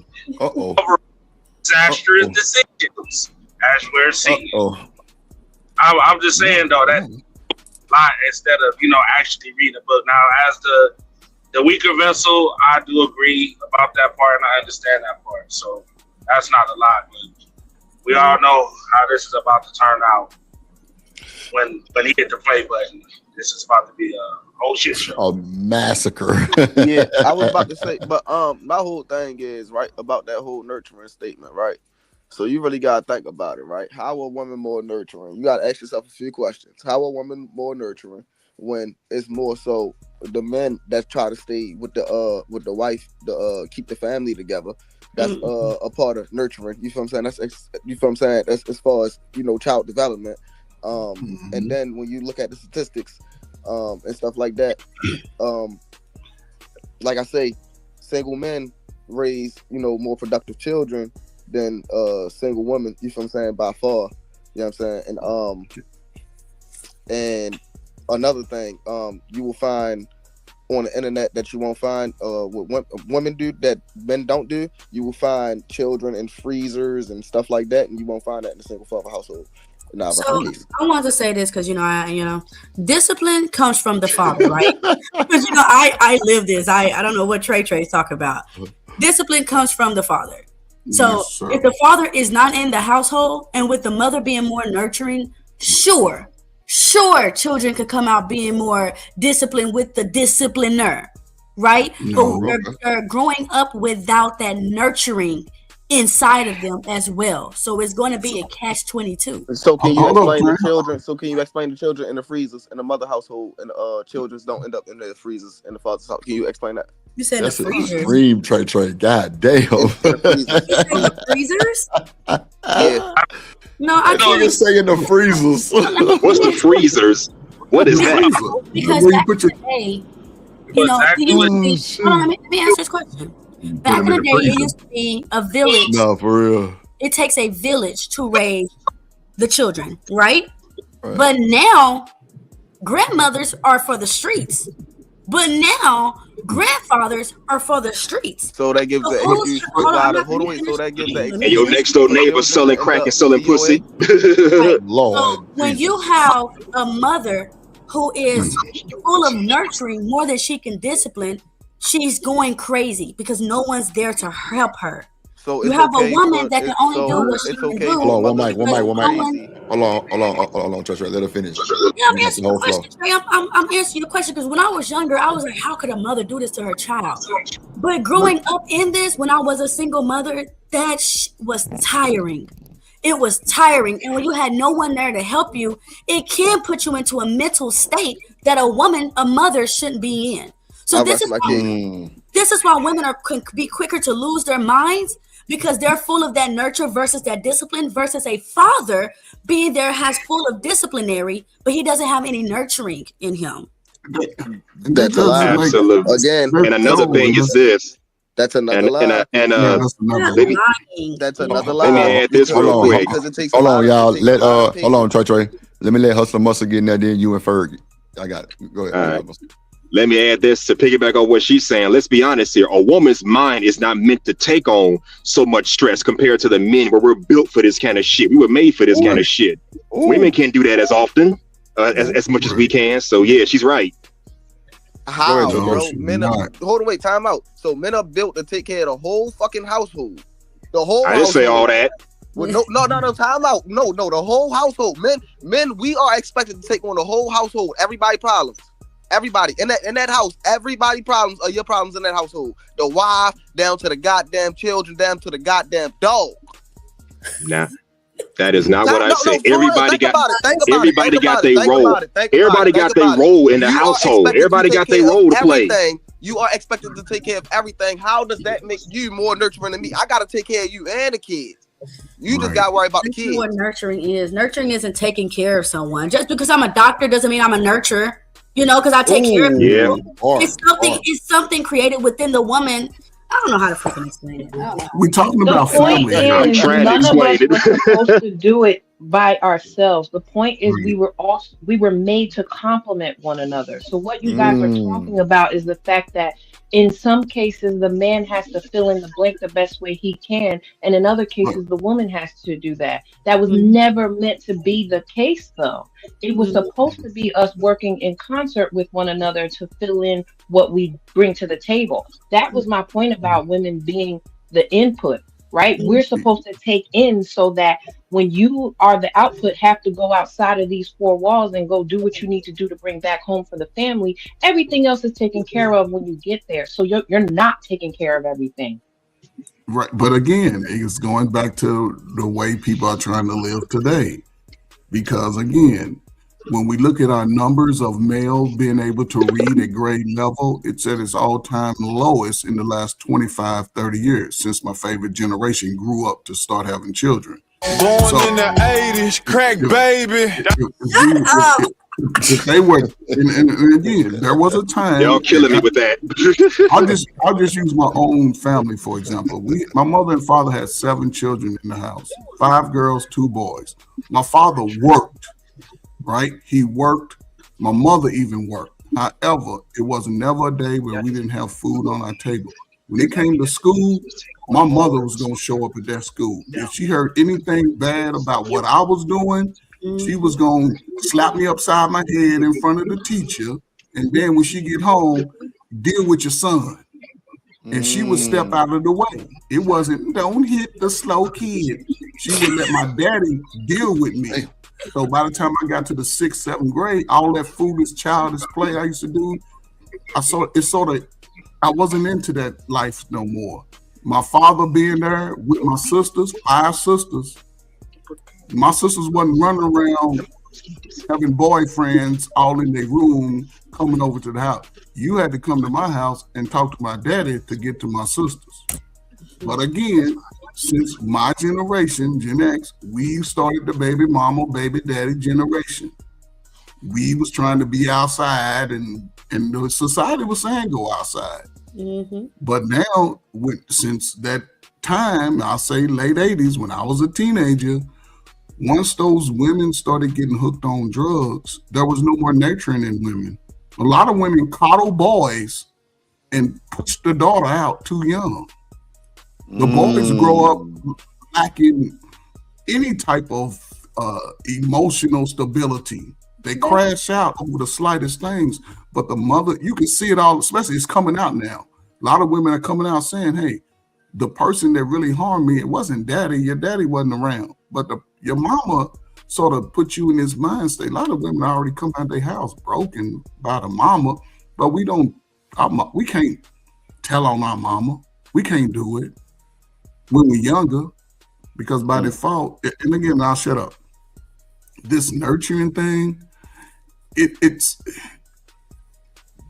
if I have a child and I don't allow the father to be a part of the nurturing process, regardless of what he did to me, my child is more likely going to be a lack of achiever. They might not go to college, they might not join the military, They'll just work a little regular job, and they'll They still might not come have to me confidence. I disagree. asking me for money. Mama, Daddy, could you give me $200? No.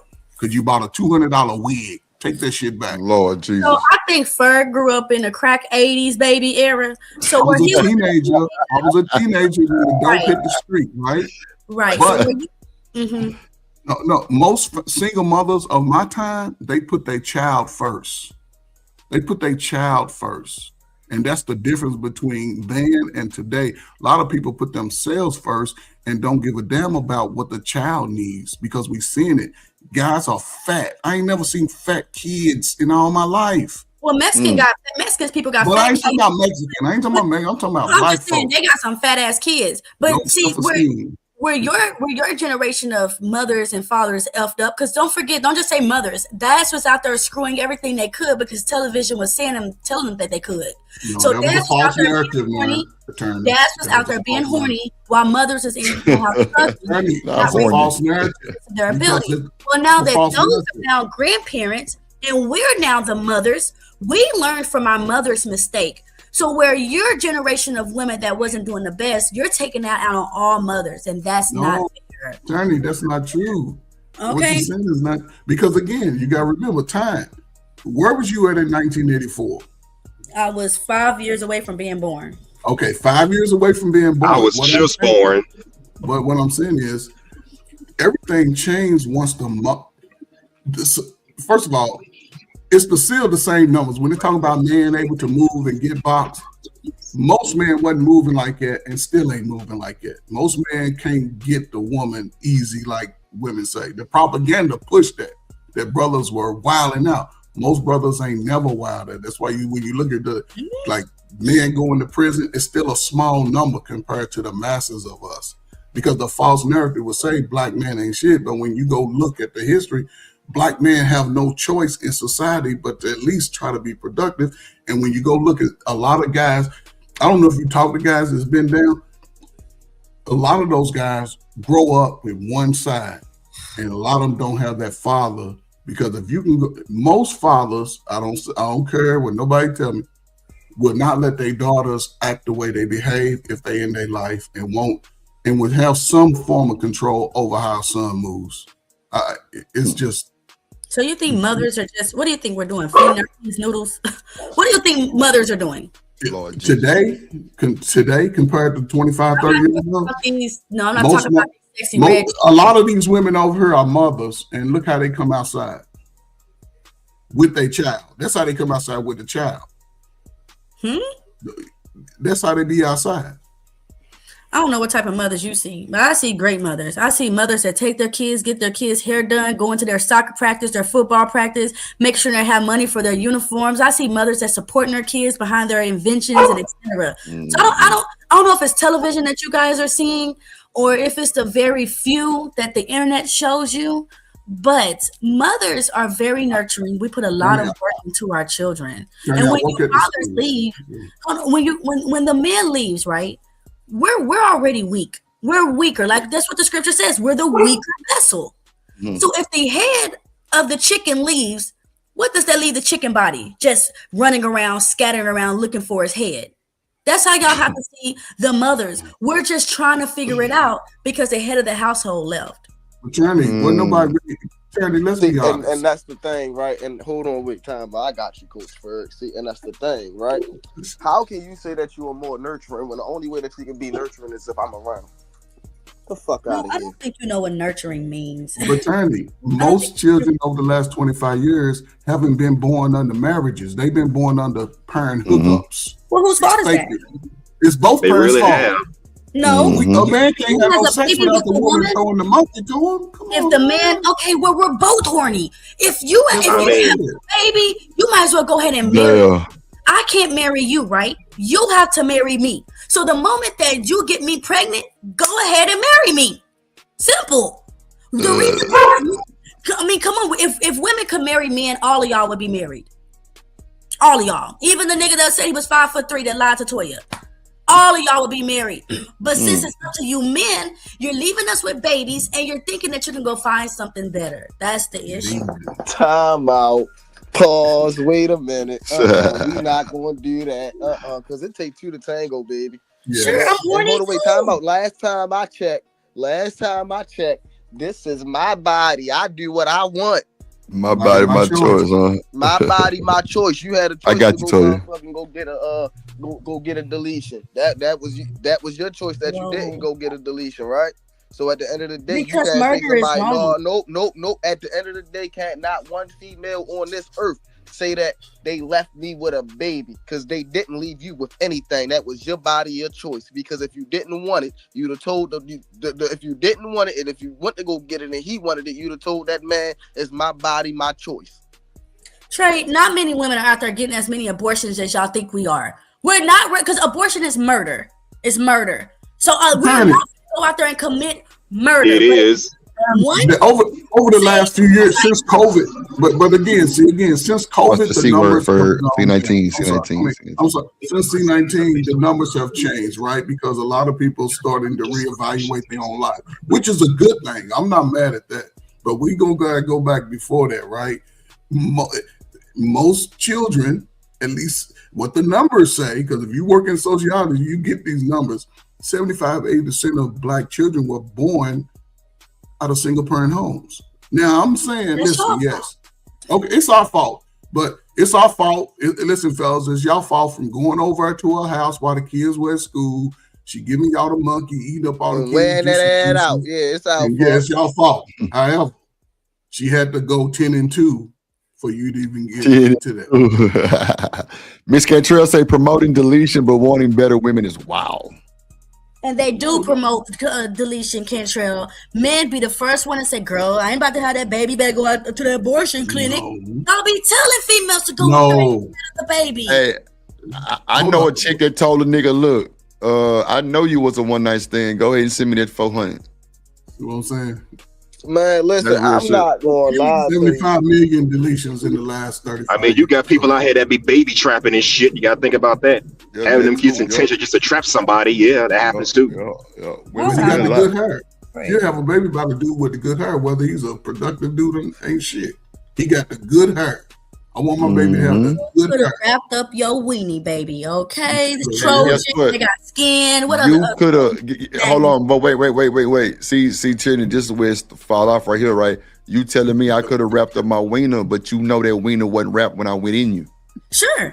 All Get that, some that's what I'm power. saying, That's bro. power, All this, Trey. bro. It take two to tango. We not gonna keep doing this. Oh yeah, no, it take two to tango. You had Yes, I just said we're horny just like I had a too. decision. Yeah, oh, no. Just like I had a Horny- decision, you had a decision. You're not. At the end of the day, I can't go in without your permission. You can, okay? Listen, check this out, because this is how women can trap you. You go in, I convince you to go in raw. Now I got your baby. Whose fault is it? It's your fault because you didn't protect yourself. No, it's both of y'all's fault. It's both of them. Why would you convince a man to go into you raw? She trying to get Why would you convince a man to go into you raw knowing the consequences? Now I can trap you. Buns, man. It's both of I wanted them. the buzz before you tried to I was going to try to get in there anyway. So you just you feel what I'm saying? Like, no, hell no. Like, see, the thing is, right? The thing is, right? You can try to play this game. You can try to play this game with somebody who don't get none, but I get some on the regular. I clearly get more than you. I clearly get more than you. So this is what I'm saying, okay? This is what I'm saying. Y'all men don't get it. You, like Tripp said, reverse psychology.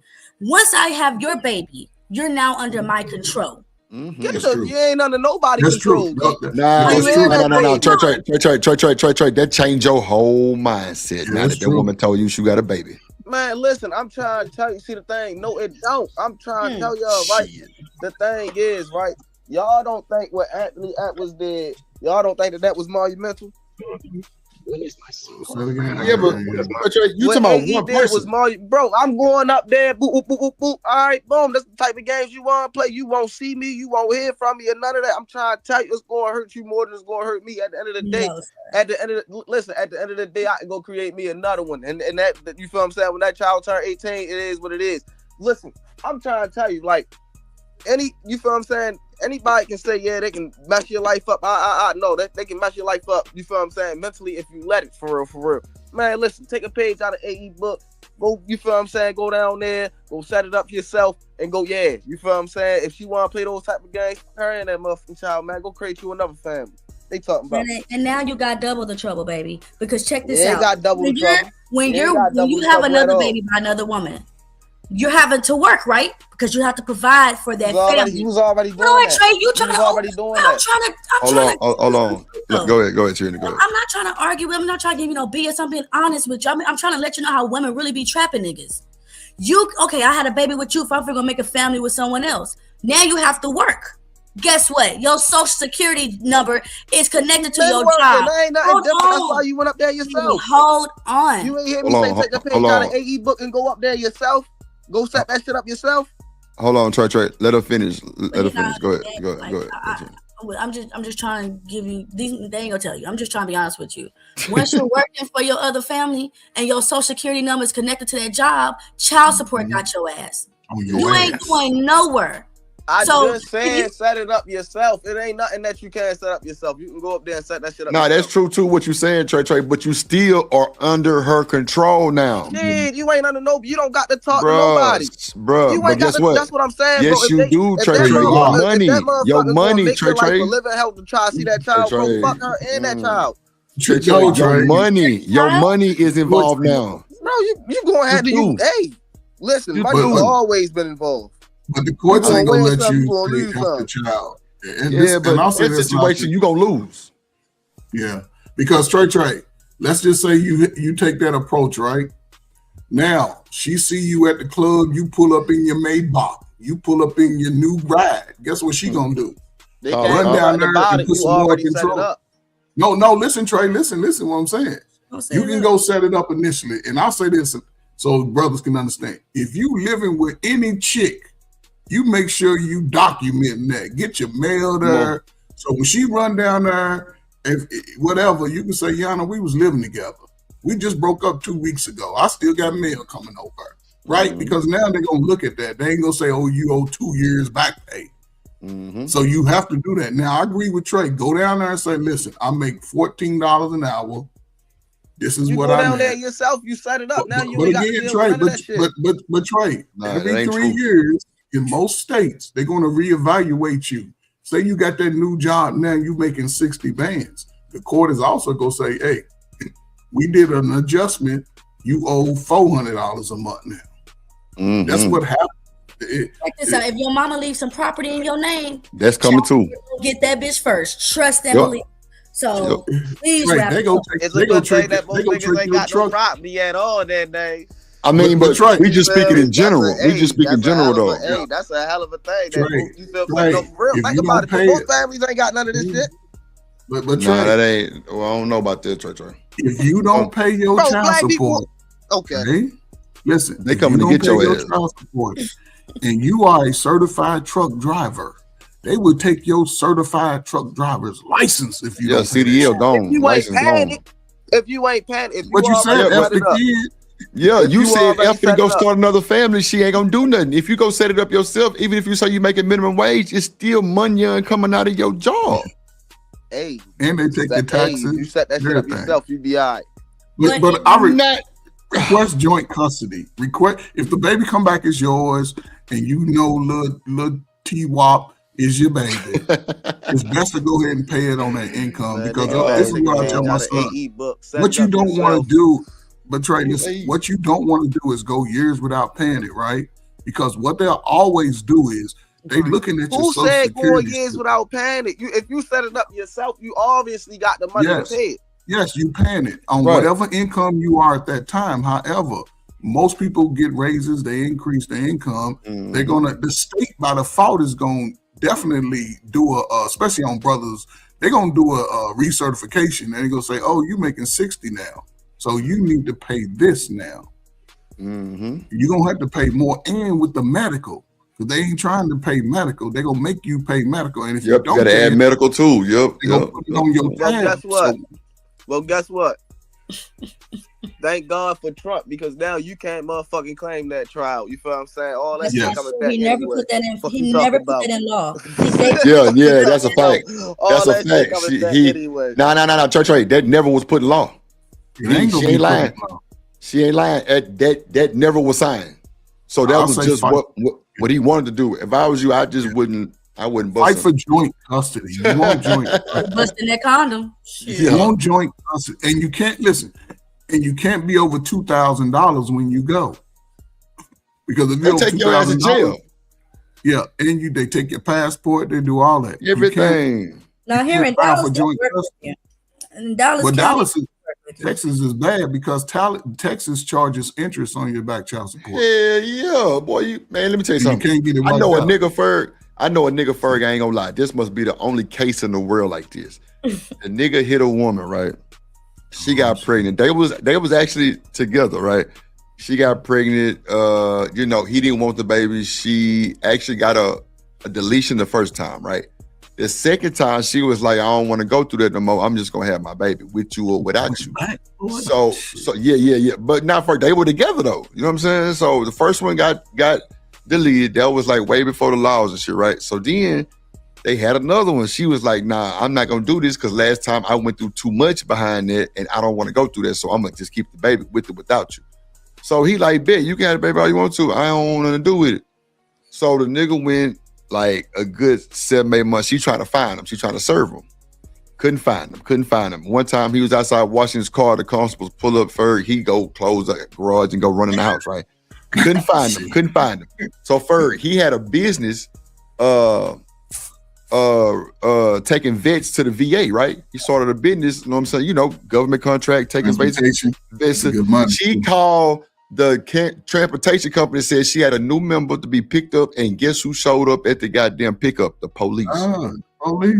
Police showed up, took him down to the station, made him sign the goddamn service, the papers they were trying to give him, and told him to find a ride back to his vehicle. Watch this. He signed the papers, right? For she never knew his social security number. When a nigga went to child support court, they did everything. And when he tried to go to the office to get his payment set, they never could find him. They can only find the baby, but never found him. The nigga's social security is not tied to it. First, he got a passport. When Trump gave us that money, he got his check. Because they said people who owe child support would never get it. He got the check first. He got his child support. And like they still can't link it. And he has a job right now. A good ass $100,000 job. Goddamn, ain't not one child support because she don't know the goddamn social security number. Eventually, that'll come back. It'll circle back around. Eventually, I'm just saying that's got to be the best case in the world of like because first she's tried to shoot her shot and try to get him jammed up, and they can't find that nigga. But that's also messed up though, Drew, because you. No. I'm not saying it is because y'all was together. No, it's not went to the first and second one. I'm just saying with that baby. But it's his baby. It doesn't matter. He ain't got nothing to do with that baby. Hell no. Baby, right now, Tierney, the baby is like 8 years old. And like never seen. I think she might have seen the nigga like one time, and then I think the girl and his mama got into it because the diaper was wet or some bullshit like that. I'm talking about nigga. This is my partner. He said, yeah, bro, she come to my house to pick the baby up. She said that the diaper was wet and started cussing my mama. I'm like, damn. Like, she ain't want him over there from the jump. But at the end of the day, he was like, bro, I still got all my stuff. Like, ain't nothing shaking. Like, I ain't got no letters. I ain't got nothing. So Drip, she's taking the baby to his mama's house? She did, and for like a week. And one day she picked the baby up and she said, why is my baby wet? And the girl and his mom ended up getting into it. So she never brought the baby back. He playing with fire. Yeah, she never brought the baby back. I mean, I hope hope he knows. Watch this. She told him. Watch this though, first. Hold on. Wait. She told him, I'd rather you deal with what you deal with, and my baby not ever see your family. See what I'm saying? And like ever since then, ain't nothing happened. Yeah, so like you can't sit there and blame yo for anything, man. Look, you say what you say, you mean that shit. You feel what I'm saying? Look, it doesn't matter after you have the baby trait, and once you realize the baby is yours, all this stuff you're saying doesn't matter. Now you have responsibility. Just like you gotta pay your rent, you gotta pay for your baby. And your baby fuck all that. No, fuck all that. Hell no. Hell no. Fuck all that. We ain't doing none of that. Don't Just do like it, you, Trey. just like y'all say, my body, my choice. You feel what I'm saying? My motherfucking choice. You feel what I'm saying? Point blank period. You're not a Hell woman, no. so you can't. Hell no. Hell no. You ain't about to do that. You can't have it both ways. Hell no. It's your body, your choice. You feel what I'm saying? Your child. Man, listen. Well, I just know your kid ain't gonna want to hear nothing you talking care of it now. Ain't that Your kid ain't gonna want to hear nothing you talk. But once that kid hit 8, 7, 6, 5, whatever you talk about, Trey, your kid ain't gonna want to hear none of that. Now And when you your by kid get yourself. older and your kid becomes something because his mama helped him become something, and Oh, his all right. stepdaddy, hold on, and his stepdaddy helped him become something, you ain't Let gonna get that no piece of stepdaddy that have pie. it. When you gotta think about that, because these kids gonna be something You say let the stepdaddy Let have that it. stepdaddy have it. Your one be Stepdaddy have playing. it. He wanna go This play nigga say step let the superhero. Let stepdaddy him be have the it. step superhero. Then You he gonna talking be, about? you my kid. You ain't that nigga kid. You And that talking kid gonna be about? like, you ain't my daddy. Oh, man. You just my daddy. Hey, I ain't your daddy. You And talking let's be about? honest. Yeah, But let's I be ain't your honest. daddy. Parents, I a lot don't of know parents, you. yeah, a lot of people don't promote kids going to college no more, even the military. So they'll just be out here working for them, unless they 6'6", can dunk or run or throw a football. Most Hold on, dudes. Bert, you said not even the military. They don't promote college no more. Well, yeah, a lot of people don't, see college as valuable to them anymore. A lot of people are electing since C-19 are not to even go in traditional jobs. That's why there's a lot of vacancies, because a lot of people don't want to get the credentials of what's needed to take the job. That's And, true. everybody's on YouTube. But again, kids are not the parents. We stifle their ability to think outside the box because of our own fears. I couldn't say just because I'm not with the mother or whatever, I wouldn't be telling my child not to go out and be the best they can be and still have morals and values. I wouldn't be sitting there. A lot of people blame the lack thereof of the child on the other person. But again, turn and go back to the word you use. Who's nurturing that child to be dumb and slow? That's not what nurturing means, bro. I know, Jeremy. I know it. That's not. But what I'm saying is, if we are nurturing so Then what is much, nurturing? but I'm using your word. What's the definition of nurturing? Okay, nurturing is an action. Yes. Father versus mother. Your child falls. Get your ass up. Mother, you okay? Jeremy, stop. Yes. What do you mean? No, I'm yes. A I father don't be like, just get your ass up. Well, Bert, I mean, we are the stronger, we are the more, like kind of firm. Like, come on, man, get up. You know what I'm saying? You a big boy.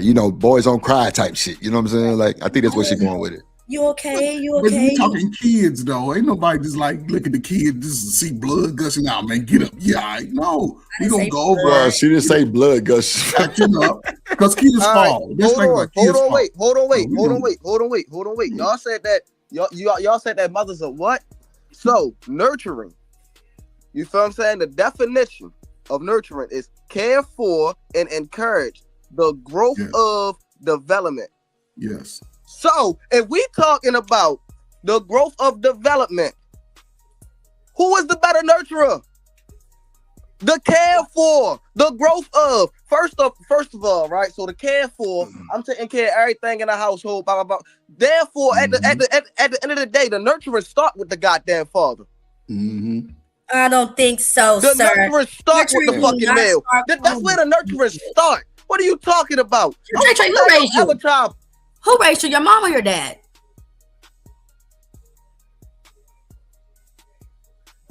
Hello? Are you there? He got Kojak say, my parents and grandma didn't nurture or coddle me growing up. He said, what's this nurturing shit y'all talking about?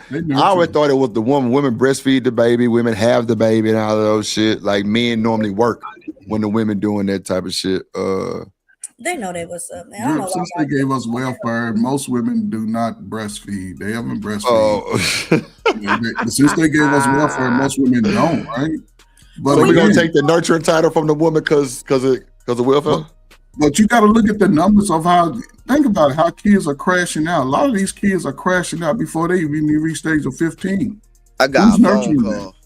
Is all I'm We're saying. not talking about where the world is now. But you We're gotta talking about nurture. I mean, how it started off. What are the started off, yeah. Yes. Your, So men your grandmother was nurturing. Her mother was nurturing. Trust say the nurture Olympics. And then Kojak said the same thing that what we just said, what Tierney said. I fell down and scraped my knee. My pops walked that shit off. Yeah, that's a fact. He scraped, he dusted it off, and he's like, it ain't right. clear. So she's okay. So that means she's right then, Ferg. No. What I mean is, listen, a father's not gonna. You fall, right? You fall on the. You're gonna get up, make sure they all right. You dust them off, and you're like, you ask questions. You okay? Can you move it? You know, yeah, okay. Well, you good. It ain't that bad. But a lot of times, but the woman gonna put you in the bed, raise your leg up, put the bandage on you, and all kind of shit. Baby, you all right? You want mama to kiss it? But that's the boy. But they doing that shit at 16, 17-year-old to the boy. Nah, see, I don't know about that, Ferg. My baby ain't done. Wait. School who ain't teaching. So Ferg, watch this, Ferg. You a coach, right, for your team. Just say one of them kids fall down and hurt themselves for real. Who gonna be the first one on the court? The mama. The mama. No. I ain't talking about your I'm talking about mama or the baby that hurt themselves. The mama gonna be the first one to run on the court, right? Ain't that still nurturing? No, hell no. The nurturing is the father standing in the stand telling his ass, get your ass up. Hell no. I ain't gonna You ain't hurt. No, for real. No, see, you gotta think about it, right? You gotta think about it, right? Like, see, the thing is, right? You always wanna coddle and no, hell no. You feel what I'm saying? No, for real. Think about it, right? The best players that we know, what they play with, broken fingers, you feel what I'm saying? No, for real, think about it. Get your ass up and keep playing. What are we talking about? Don't show no pain, don't show no fear. You feel that make you a better player. That's you in college. You in college, you grown. We talking about like up to about 12. And that's it still stand. That's when it start. That's when that shit start. What you talking about? I got popped on my way to getting a touchdown. My feelings was hurt. I ain't want to get up. My father get up. If you don't get the fuck up, it's not nurturing. I got my ass up. It's more of like I wanted to hurt. My feelings was. It just shows. It is what it is. But that's not nurture though, right? I don't think he experienced a nurturing growing up. I don't think you understand nurturing is. And I'm not being disrespectful because a lot of women have to take on that man role. That's what they thought. I'm the father and the mama now. But a woman had to be hard, like, and tell the baby to get your ass up. Okay. They've had to take on that. But if it was a regular father and mother dynamic, the mom is going to be like, you okay? You know, you want a little kiss on the poo-poo? I got you. Yep. What age is this, though?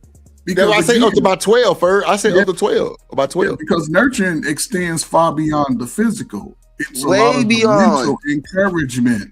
And that's thank you. You want me to kiss it? You all of those shit. Daddy, boy, get your ass up and do better. That ain't no goddamn nurture. When y'all talk about nurture, right? When y'all talk about nurture, I feel like when y'all talk about nurture, this is how I feel when y'all talk about nurture. Y'all talking about from the ages of a newborn to like 10 years old, and that shit just hell no. Because the most important part of your life is from when you about 10 to about 17. You feel me? That's the most important part of your life. For everybody, newborn, it's a foundation. So if your foundation is your mother saying, "Boy, shut the hell up and get up," I'm sorry, but that's not a good upbringing. Your mom didn't do good. You slam your door in the finger, man. Listen, you slam your door, you slam your finger in that door, and you cry and all that. Yeah, your mother let me see it, man. Man, if you don't shut up, man, you good, you all right, man. I don't want to hear that. I'm talking about mouth for real because it make you a man when you younger, and I don't care what nobody talking about or none of that. You feel what I'm saying? Like that's exactly what it is. Like ain't nobody trying to hear all that. You feel what I'm saying? Me now. I appreciate that shit. What you talking about? Yeah, man. Listen, you need that. You feel what I'm saying? But Trey, we know boys get it a little worse than girls, right? And that's cool. But I don't think that's the proper term for it, though, as far as nurturing, coming from a man. Like, I don't think men do any kind of nurturing. Because I don't wait time out. No. Because now you trying to make it seem like you soft because you nurture. Well, no, I ain't say soft, Trey. I ain't say soft. That's how you coming off. Not like that. Like a man I'm saying like a nurture. Come on, bro. Bro.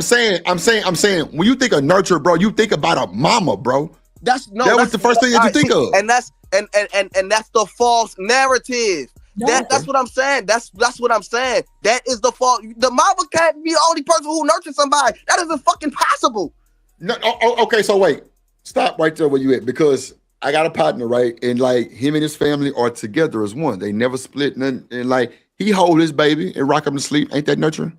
Yes, that's what I'm saying. It's impossible for the women to be the only good nurture. It's impossible. Okay, so can we give better context though? Nurturers, bro, because at the end of the day, because at the end of the day, right, when all these babies be crying and all that, these babies don't go to mom and all. These babies go to Uncle Trey.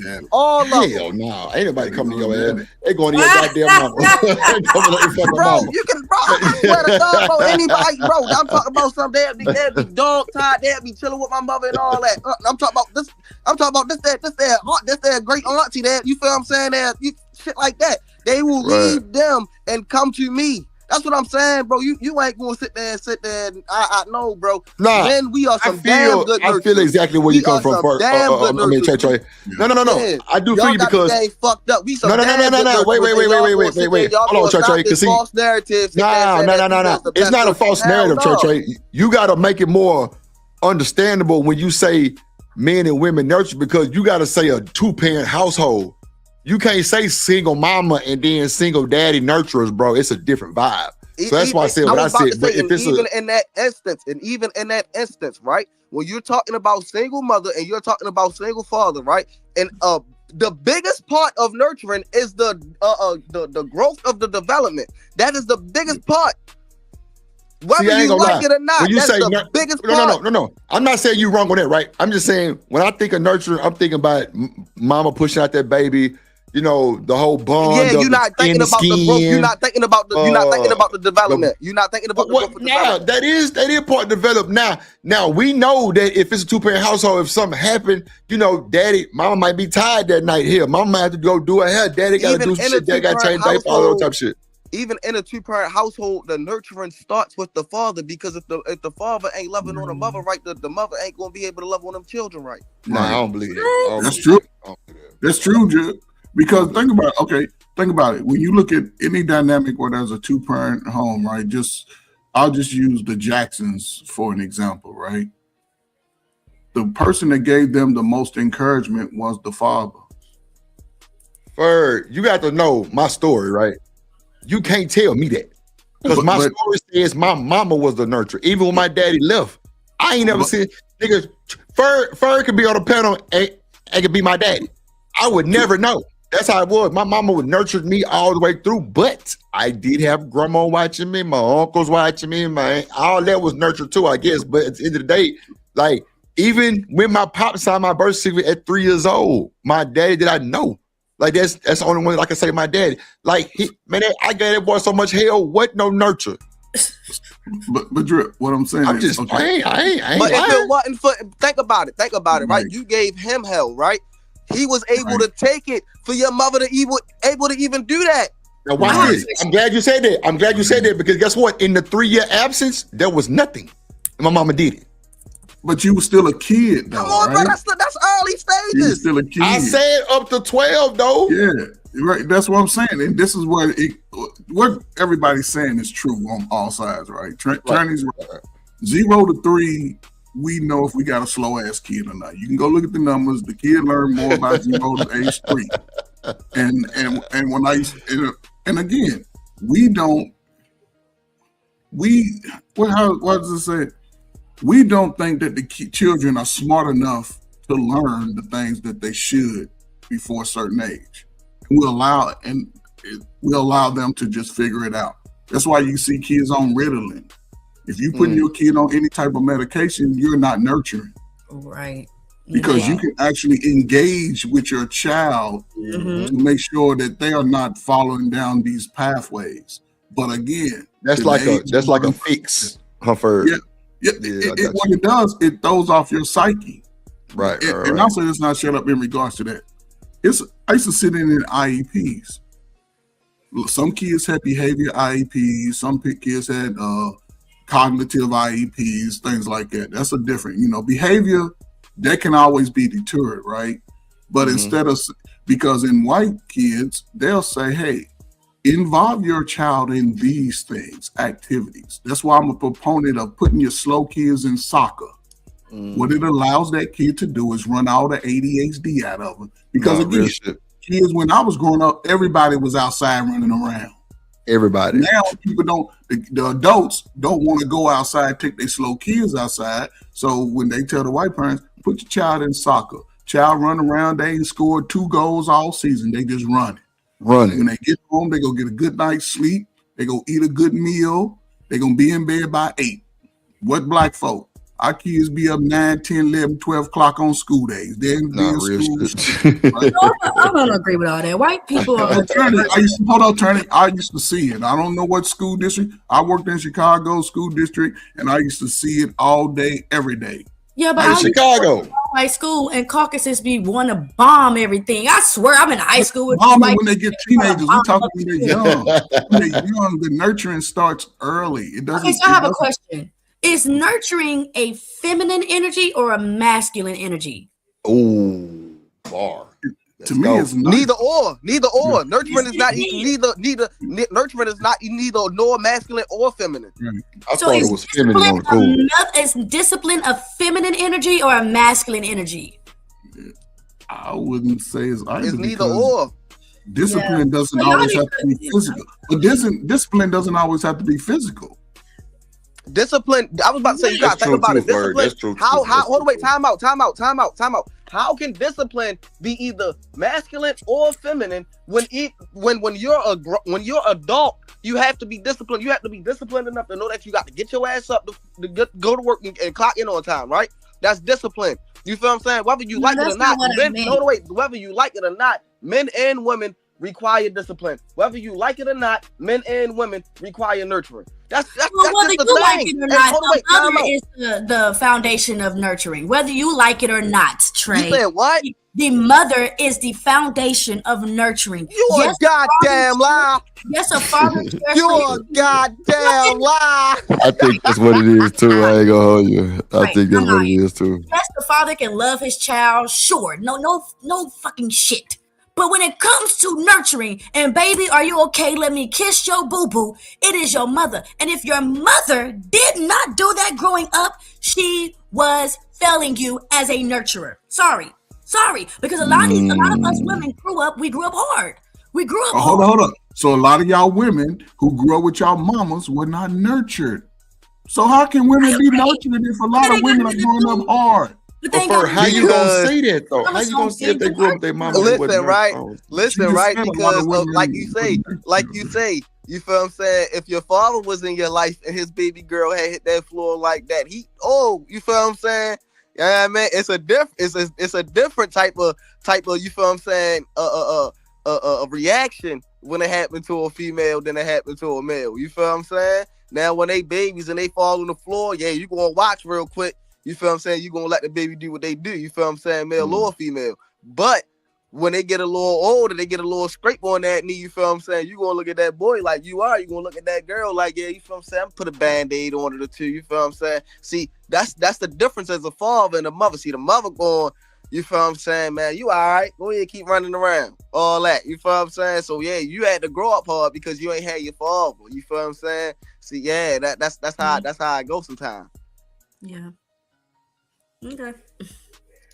Man, look, we finna get our ass up out of here. That's why it's not a female or that's why it's not a female or it's not a feminine or masculine trait. You feel what I'm saying? Nurturing is nurturing. You feel what I'm saying? Men nurturing different ways and women nurturing different ways. But men are held accountable when everything hits when everything is up for grabs. Who they looking at? The man. When that house falling and that house going into shambles, who fault is it? It's but that's not under nurture though, huh, Trey? Bro, if everything start at the top. Everything start at the top. Okay. I'm sorry, but the mother and the father when did it not start at the top and trickle down? You guys are in a thinking that the man is at the top of a relationship. Let's just be honest. In that relationship, he's asking his wife, is it okay if I do this? In a relationship, the man is confirming with the woman, baby, can we do this? Can we not? Etc. etc. So the false narrative that the man is at What the top type of relationship you it's in? a lie. It's a lie. It's a lie. I don't know what type of relationship you in. This is a good conversation, though. Go ahead, Titty. I was just gonna give my final thoughts. Go Drip, ahead. you the realest in this space. Thank you for letting me be me over here. No, for sure. And that's it. Y'all have a good weekend. Appreciate you. well, Appreciate you you. as Go ahead, Ferg. You need more attorney. Need more attorney. But at the same time, yeah, attorney. I'm putting use my southern dialect. But again, attorney, everything you're saying, you know what I'm saying, it always goes to both sides, right? You know, there's not being nurturing is not just allocated to one side, male or female. You know, because when I was younger, my father was a little bit more nurturing. Then when I became a teenager, he was like, "Get that shit done. I don't give a damn about you crying." But it goes to show, if we are willing to build families together, we're gonna have a lot of young people, male or female, who are hard, who are feminine, and will blame the parent that they wasn't nurturing. So salute to y'all, man. 2026 is here, man. You know, we gotta be real about life, and if you want better, you better do better. If not, get out these young folk way, man, because they coming for you, 40-year-old and older niggas and ladies. Get out their way. Tell these young girls to cover up their monkey, cover up they cleavage line, and love themselves. Everybody love yourself, man. That's a bit, Ferg. Go ahead, Trey. You got it, G. Man, it was a dope conversation as always. You feel what I'm saying? Shout out to Tyranny, yeah, man. Yeah, I was about to say at the end of the day, just know that, yeah, man, females and males can all, you feel what I'm saying, be great nurturers. Don't sit there and believe in this false narrative that females are the best nurturers in the world. I believe that males are the better nurturers. You know, somebody give me a different study and tell me, you feel what I'm saying, what family ain't, you feel what I'm saying, you know, where it don't start at the top, where the man ain't doing everything what he's supposed to be doing, and the family flourish. You know what I mean? So y'all let me know. You feel what I'm saying? I ain't gonna lie. I'm definitely doing Monday's show is going to be on male and female nurturing. That's a fact, Trey. I appreciate the knowledge. I appreciate Ferg, Tierney, everybody knowledge. Hope everybody have a good weekend, man. I'm finna catch me some NFL. My team don't play till tomorrow. Shout out to the Texans versus the Steelers. We finna go stump on some. Yeah, shout out to everybody in the chat. Shout out to everybody who locked in. Tell everybody where we at. This is Drip Nation, by the way of the plug. It's still Drip Nation. We almost monetized on this channel already, so y'all just, you know what I'm saying, you know, just bear with me, man. Shout out to Kojak. Make sure y'all go follow Kojak Gaming channel. Subscribe to my Twitch, Twitter, and Kick, Drip Show TV. Subscribe to the other channel, The Hideout. I got another channel called Drip Nation Burner. It's gonna be just straight reaction, probably faceless. I got a little plug in YouTube that told me a little secret that might work for me. If it do, it's gonna be epic. But road to monetization. Shout out to everybody that came through, man. Make sure y'all like, comment, share, subscribe. If you're watching the replay, you can still send a Cash App $ Drip on the beat. I actually had a short the other day about the new movie Friday coming out that just hit like 1,500 views. So I'm definitely working in the back end with the pre-records and the shorts. Actually, we got 3 pre-records for the drop probably tomorrow, but my time to drop them is between 6 and 8. That's for my analytics show. So make sure y'all stay smart, stay off reeling, keep you some hot and warm on your side. Stop trying to be single all your life because you know that shit ain't good and it don't feel good. Shout out to OG Ferg and Trey. We finna get up out of here, man. You know what I tell y'all. Try to stay sucker free and a land for the lollipops. Oh, shit! We live, such it. What it do, fool? Hey, man, Splash Town, Texas, or wherever the fuck you at. What's happening? But hey, man, get dripping, man. Get to that Houston Premier Party bus, man, because that's how we doing it. Sometimes.